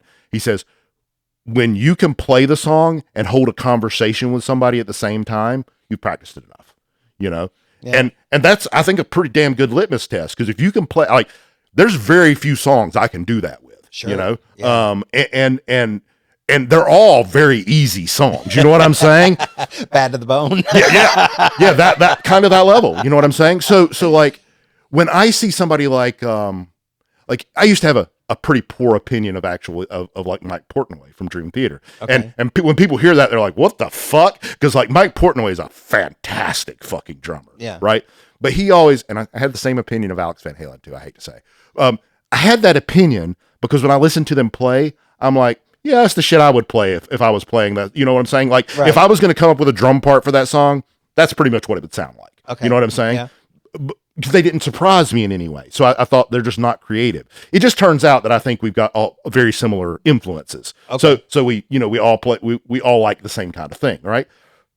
But when I saw him play live, I was like, holy fucking shit, he's out of this world. He's bonkers good. Because the dude is playing the most complicated, he's playing shit that's hard to remember, much less fucking play. Yeah. Right? He's playing it while he's singing, smiling, half drunk. Like, it's not even remotely hard for him to do most of this stuff. You know what I'm saying? Yeah. And that's a level of ability that you cannot understand by listening to the album. Because on the album, you could have done it in one take, or you could have done it in 14,000 takes. It could be cobbled together from pieces. It could be like, what is it, Line in the Sand by Iron Maiden, where it's the only Iron Maiden song with double bass on it, and Nico McBrain, the drummer who is well known for never playing double bass, said, yeah, I bought a double pedal, and I thought, I'll just play it on this one song, it'll be fine. And it was a fucking train wreck. Like the beats were all over the place, and they did some shit in Pro Tools, and it sounds great. And so we're never going to play it live. Basically, that was his spiel, because like you can do things that you literally cannot do in the studio. With a good producer and a good engineer, they can make fucking miracles happen. Right? You can't do that live. If you're playing it live, right, you got to be fucking good. Yeah, and I think there is a really strong reliance these days because it's so easy to do things in post-production that it's almost like you don't have to know it as well or be as good when you record your parts because there's a reliance on it being fixed or auto-tuned or whatever, in post. So, I used to think like Foo Fighters, the Foo Fighters have always stuck to this. We're only going to record analog. We're never going to do any kind of digital recording. We're going to have to know our shit. Like that they've just always looked at it that way. I like the Foo Fighters. I don't love them, but I like them, you know? And when I first heard that, it really, you know, my thought was this was at the same time that, you know, I'm recording my band and I'm sitting there and I'm using all of these digital tools to fix stuff and to you know, to mix and master and you know, everything that needed to be done. I'm doing it all digitally. And I'm thinking of, you know, Dave Grohl saying this and me going, it's old man shouting at cloud. You know, right. That's my opinion of it. But then when I really thought about it and thought about, you know, it's you were talking about how do you know if you've practiced enough? And the phrase that pops into my head, and it probably sounds a little cliche, but it's the idea you don't practice till you get it right. You practice until you can't get it wrong. And you've got to, you know, when you're talking about going, and yeah, Foo Fighters have got money. They can go spend a few months in a studio and it's no big deal.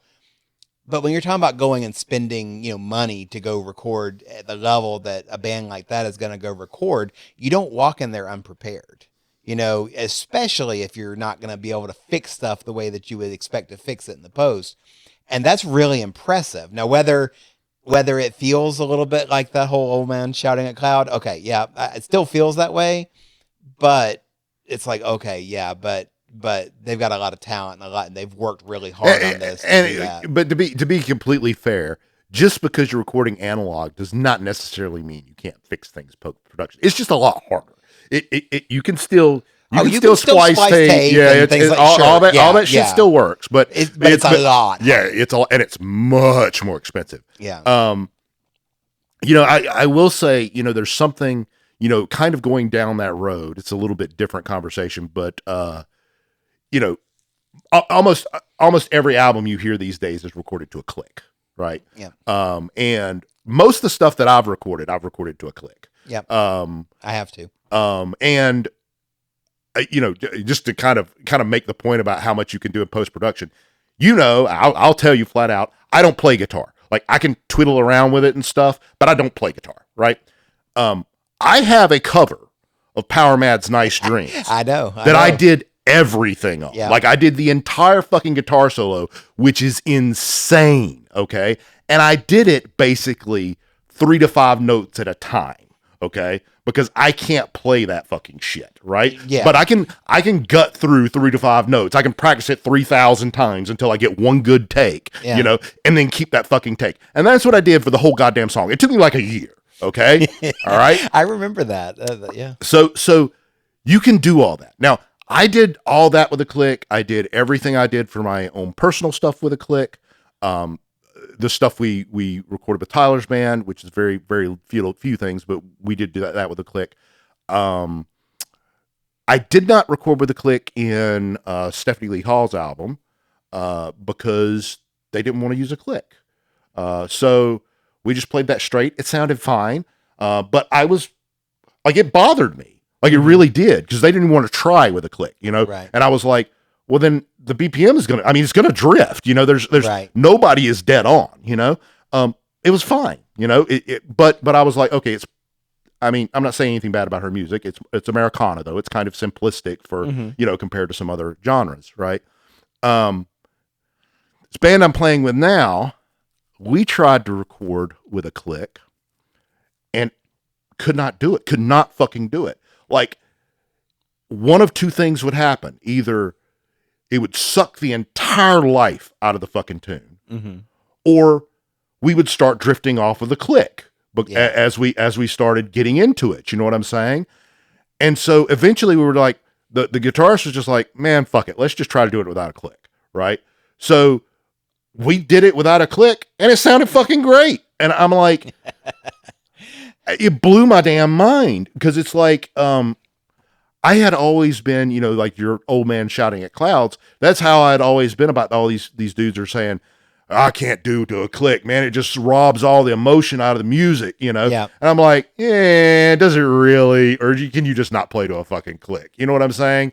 No, sometimes it really does, you know? Sometimes it doesn't, but sometimes I think it does. Yeah, when we were recording, and we would record this was on our last album that we recorded. We would record a guide track where we kind of had everything baffled, and we pulled it all into maybe 6 or 8 tracks, and so we could get a good mix. But then that would be played back, and you would take out whichever, take out the guitar when you're recording guitar, Right. that sort of thing. But that was recorded live with a click where everybody in the room, where everybody could hear it. And some songs were really easy to do that with, and other songs, like, depended on the rhythms and things that you were doing, like, it was really hard. You would find places where you kept getting off of the click, like you were talking about drifting off of it. And that's kind of like, you have to stop and start over when that happens. Yep. That you just can't get back on the beat. You got to realize that you have dragged at some point or rushed at some point, and then you've got to do the opposite in order to get back on it, and it makes it sound worse. And it's almost impossible to be, like a half a beat off of the click and stay there. You know what I mean? So, we've we had some, I think we finally got it, but some of them, like, it took additional practice just to be able to play it with a click because of the way that the rhythms interacted with that straight ahead 4/4 metronome or whatever that was playing. Yeah. And I mean, I had something similar happen with Stephanie's band. Cause we played on TV. And so we spent like probably 6 months, really practicing hard, for the TV gig. And one of the things I started doing, because I was so worried about this problem, and I knew we weren't going to be playing to a click live, we didn't even practice to a click. So I knew we weren't going to be doing it live. Right. So I actually got one of those little apps that will track the BPM for you on my phone. Right. And I set it right beside right on my hi-hat, actually. So it's just tracking that click, and I would watch it. I would watch it and try to pull it back when it started speeding up, or pump it up when it started slowing down. And it sounded fucking horrible. Like it's like, it sounded better with the drifts, because, like, to your point, when you notice it start drifting, it's already too fucking late. Yeah. Right. You're on the train you're on. You can't jump tracks. You know what I'm saying? Right. So you just got to ride that bitch out. That's just how it is, and so I really think the key, and this is also a weird kind of epiphany that has only occurred to me in like the last year.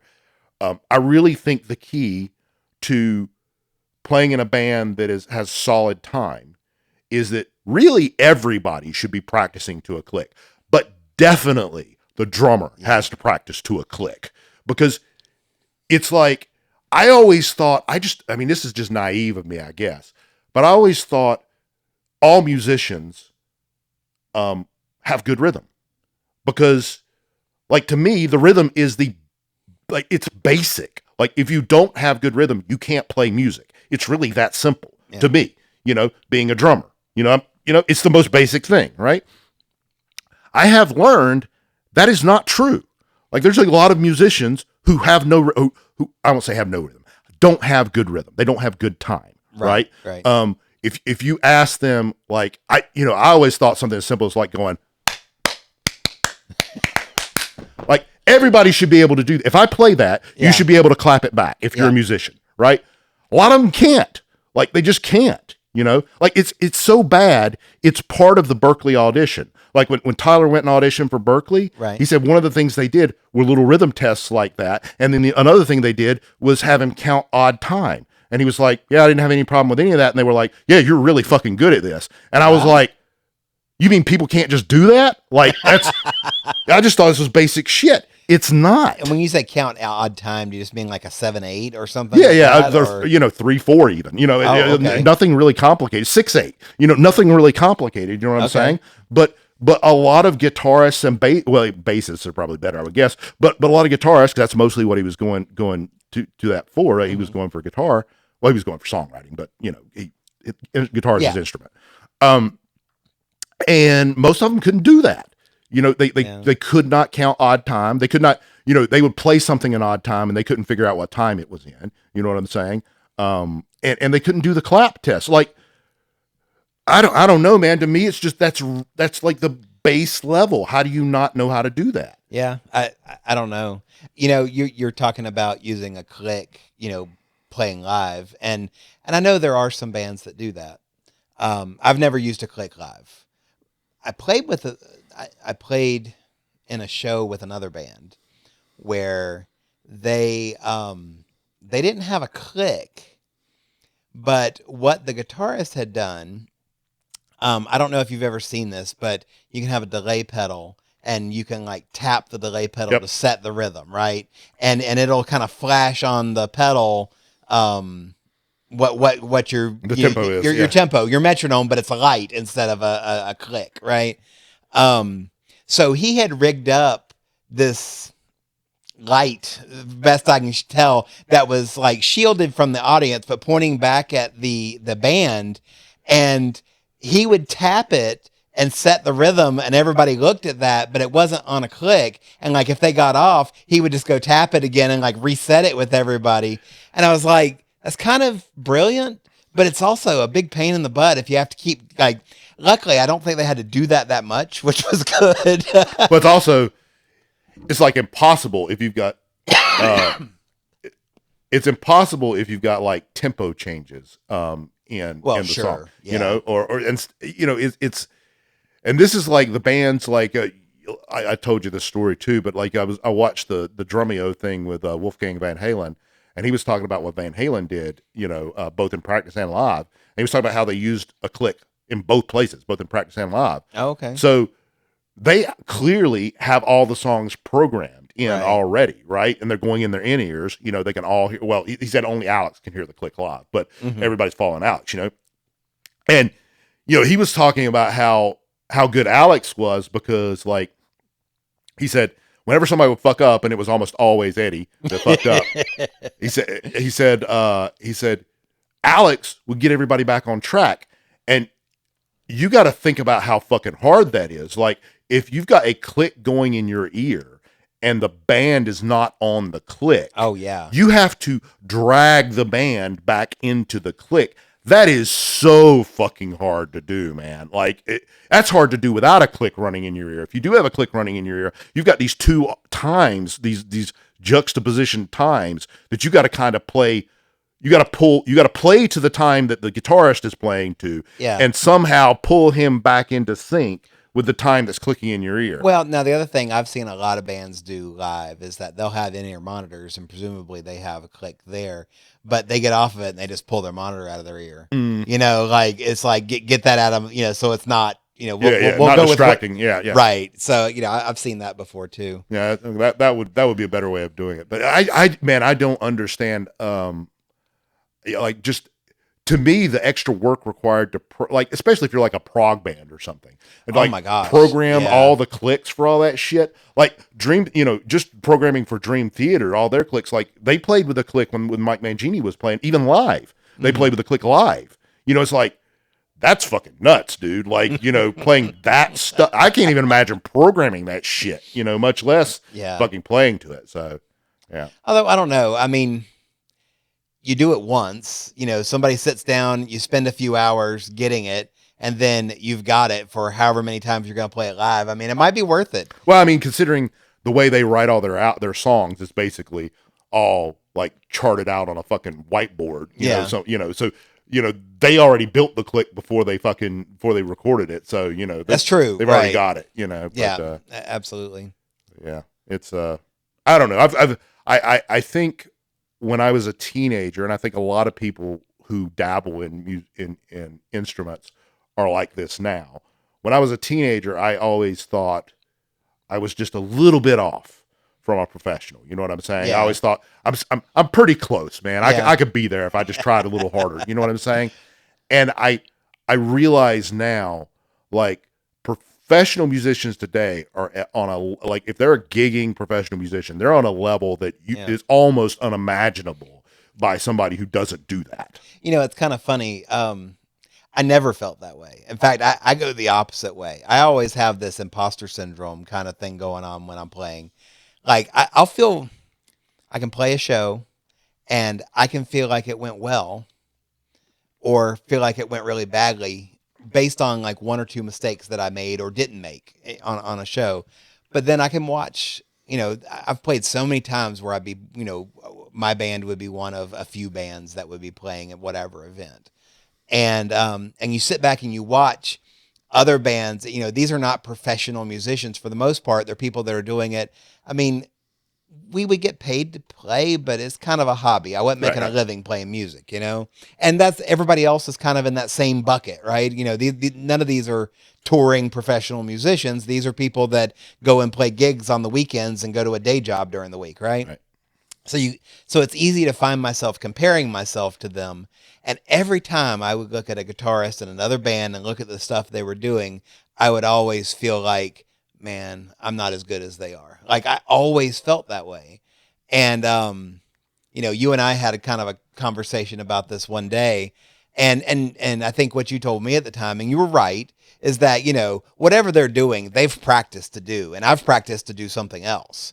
So, maybe I could do what they're doing if I practiced to do what they were doing, but in many cases, I think it's maybe my nature or my personality that, I always think that I'm not as good at something as maybe I actually am. It's, I don't know if it's an inferiority complex or what it is, but I run into that, and it really, there would be plenty of gigs where like I could even play well and the band would sound good, but then I'd end up comparing myself to somebody else and feeling like I wasn't as good. And I totally understand where you're coming from. I like that one of the phrases that I really like is comparison is the thief of joy.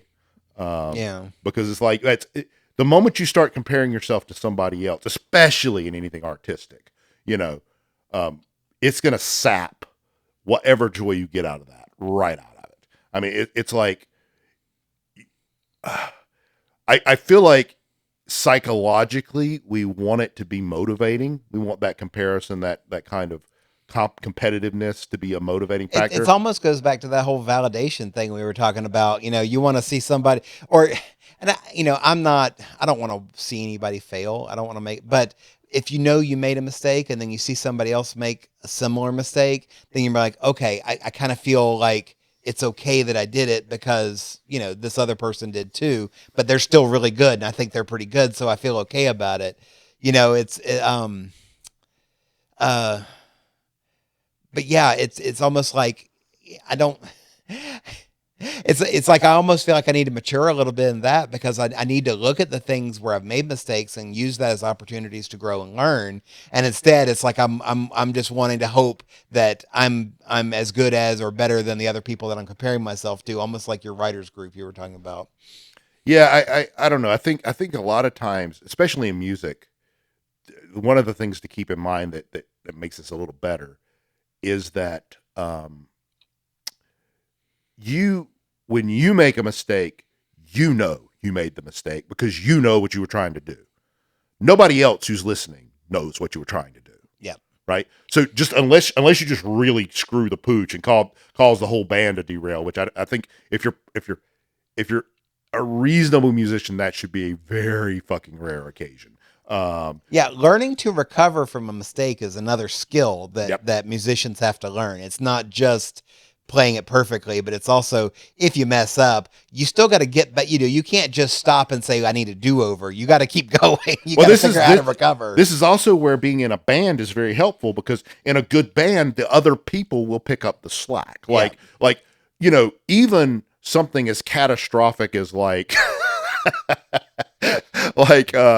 had a situation not too long ago where, I'm playing and I'm coming up on an upstroke or something, and I hit the tip of the stick against the cymbal, and it just goes flying off and hits the fucking guitarist in the face, right?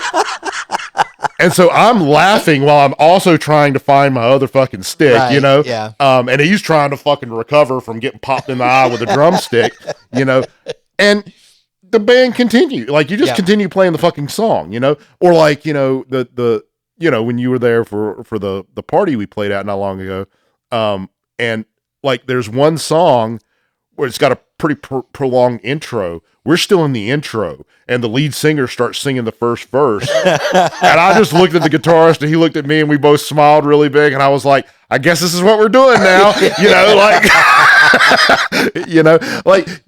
I feel like as long as you react to, you just react to the situation, and the show must go on. You just keep rolling, right?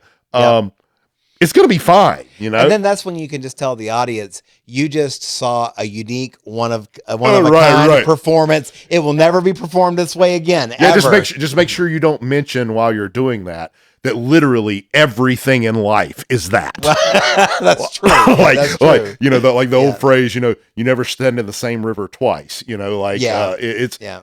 Everything is different every single time. Well, that's a great point too, because even when you're talking about practicing a song and you play it over and over again, every single, at least if it's sufficiently complex, it's not Mary Had a Little Lamb, but it's actually, a full band with all the parts there. Every time you play it, it's different. Well, I'd say even with Mary Had a Little Lamb, every single time you play it, it's different. Like, you're not going to hit, even you could take this and be as strict as you want. You could take it and make it on a keyboard with the velocity the exact same on every single key, and it's playing a patch, a waveform that never changes, right? You are not going to hit it at the exact same time every single time, or in the exact same tempo. What? It's going to be different every time. Everything you do is different every time you do it. You're right. You're right. So it's like this whole idea of perfection where you're chasing this perfect playing of the song. It doesn't fucking exist. There is no perfect playing of the song. Or better yet, every time you play the song is a perfect playing of the song. And something that I always thought was a little bit magical, and I say that not because I think that it's some otherworldly thing, but just because it's almost unexplainable, right? Is that you can be in the same room 2 different days with your equipment all set up the same way, and you play the same song the same way, but it sounds different. Yeah. And it's like humidity or the temperature, yeah. or somebody has indigestion that day, or right. or well, somebody's just pissed off and is hitting it extra hard, or maybe they're just standing in a slightly different place in the room and it disrupts the sound waves in a certain way or something. But it's like sometimes you'll hear it and you go, wow, that sounds so good, and you want to figure out how to recreate it and you can't. It's like, how do you want to be able to bottle it? And that's it's amazing, and I love being in that experience. But then it's just heartbreaking when it's like, how did we do that? Well, I think that's the beauty of anything that's sufficiently difficult, is that it's never perfect, and it's kind of always perfect. But it's like when you get that one time where you're like, oh, this sounds the best it's ever sounded, right? Mm-hmm. Yeah. You're going to chase that now forever, right? And if it happened all the time, it wouldn't be motivational. You wouldn't be chasing it, right? If you knew you could pick up the instrument and every single time you're going to play the song and it's going to sound the exact same way, why the fuck do you pick up the instrument? Just record it once and be done with it. You know what I'm saying? And so, some people do that, and that's perfectly fine. But that's the part about playing live that makes it so fucking special. And it took me until I was in my 40s to actually figure this out, because my whole life I've been like, why do these bands not play it the same way they play it on the fucking album? I want to hear what was on the fucking album. You know what I'm saying? And so, I'm with you on that. I thought the same thing, and now I'd so much rather watch live than listen to the album. Yeah, it's like I saw Pantera with Typo Negative opening up for them when everybody was alive in both bands, right? Yeah. And it should have been a magical, once-in-a-lifetime experience that I cherished for the rest of my life. What it was instead was me getting pissed off the whole time because they didn't sound as good as they did on the album. Yeah. Or they missed parts that I wanted to hear that was on, you know what I'm saying? And I'm like, I just look back at like that now and I'm like, what a fucking waste. Like, I was there. Like, that was an experience that I could have cherished, and now all I can remember of it, I can remember two things. Three things. I can remember being upset that they didn't play it like it was on the album. Yeah. I can remember being in the mosh pit at 15 years old wearing shit kicker cowboy boots and feeling like I ruled the fucking world right up until this big bowling ball looking motherfucker came and flattened me like a fucking grape. And people dragging my ass up out of the fucking pit so I wouldn't get stomped on, right? And I remember sitting there in the bleachers with a fucked up knee after I've been on the mosh pit, watching Phil Anselmo surrounded by fucking cops. There's cops everywhere, right? Yeah. And he lights a joint and says, "Smoke them if you got them." And the whole fucking audience lights up joints. And you can see the cops just look around, do a little math, and go, "Yep, we're going to let this one slide." And I'm like, sometimes laws don't matter. And that's kind of cool. Oh, well, so I think we've covered a lot about music. We've talked about our experiences. We've also talked about the things that we like or don't like in music, and a lot of just what's behind, I think, us anyway, in playing music, creating music, learning music, being a part of that experience. And I mean, I guess just to wrap it up for me, I'll tell you, like, I was not doing anything with music for about 5 years, and only recently I was kind of getting back into it again. And it has been, I've had some of the, like, I had almost forgotten, I think it's that magic, like you were talking about, where you get together with people that you enjoy being around and you start creating something. And just that, when you start feeling the link between the instruments and the vocals and how everything just starts meshing, and you feel like you're weaving this tapestry with all of these sounds to something that becomes beautiful. And a lot of the music that you or I play, some people wouldn't call beautiful, but it's the overall experience of it, which I just think is, there's nothing else like it. There's just nothing else like it. I'm so happy that I've been able to get back into it. It's just motivated me to want to play more, learn more, do more again. And I've just been really into that. And it's like a really good time for us to have this conversation, because it's just, it almost makes me giddy. I kind of agree with you. Like I basically put drums up for probably 10 years while my kids were growing up, and I picked them back up, and just mostly because my kids were getting into music and they wanted to learn how to play drums, so I bought a little drum set, and I just started playing a little bit, and so it kind of got me back into it. But I used to play. I'm a very goal-oriented person, and I used to play with a goal, and the goal was to be in a band that went somewhere. Yeah. You know what I'm saying? And of course, never did that. I didn't even really join any bands. Everybody I played with, just weren't. I mean, you were one of those people. Nobody was serious enough about it, to make a go for it, right? And then life happens, right? So when I started playing in bands as an adult, as a middle-aged adult, right? Yep. It was for completely different reasons. I started playing with Tyler. It was just so, Tyler had a band, and then I realized, wait a minute, I'm really enjoying, like, this is the best part of my life right now, right? Yeah. Like, this is great, like objectively great, and so I joined other bands, and so that's kind of where I am now. Like, I don't really give too much of a shit about whether or not we ever go anywhere, because we're probably not, and that's fine. I don't care, right. I just enjoy playing, and I want to play, and I want to play music that I've had a part in creating, and with people that I enjoy being around, and at venues that appreciate it, Yeah. And if I can do that, I'll do that basically for free, Yeah. And I'm kind of in the same place. When we had the Christian band, and then when we went more secular, but the whole time, really, we were together for a total of almost 15 years, I think.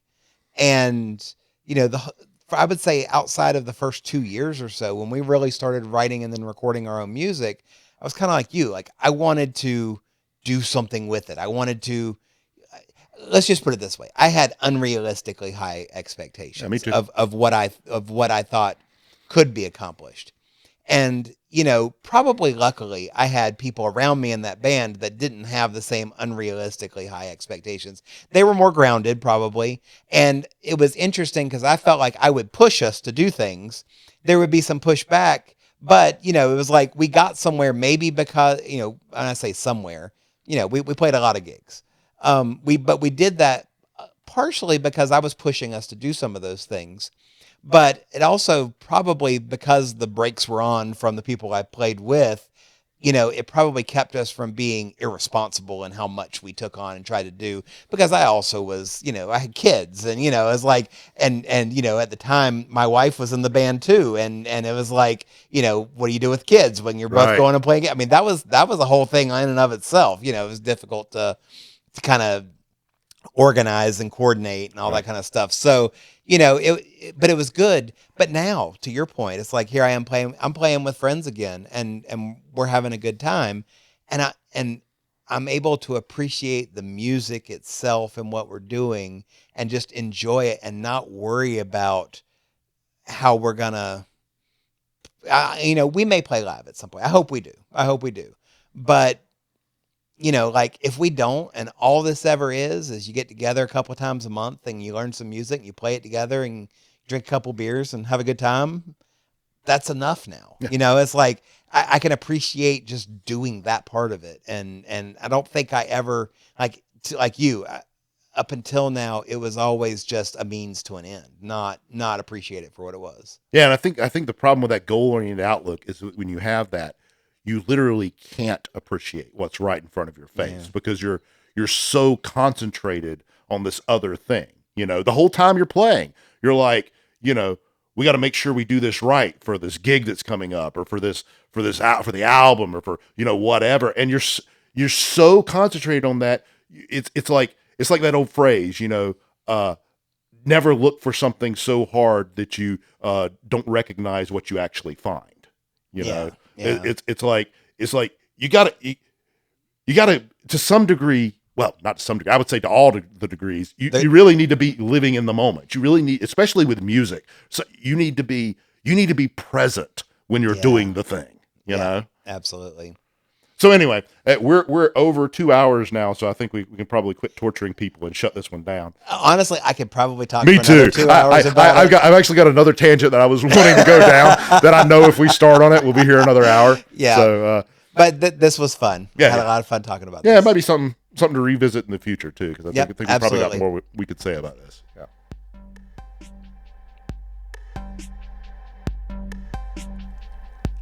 Thank you for listening to the F'ing Up the Ineffable podcast. If you enjoyed the show, please share it with your friends. If you didn't, well, thanks for sticking around this long anyway.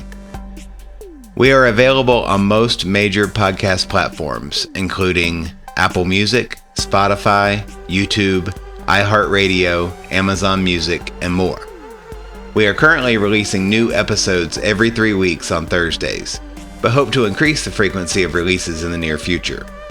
Please subscribe to us on your favorite platform to be informed when new episodes release. And also, we love feedback. Feel free to find and follow us on X, Blue Sky, Threads, Instagram, or Facebook and let us know what you think. You can also email us at effinguptheineffable@gmail.com. Thanks again, and we'll see you soon.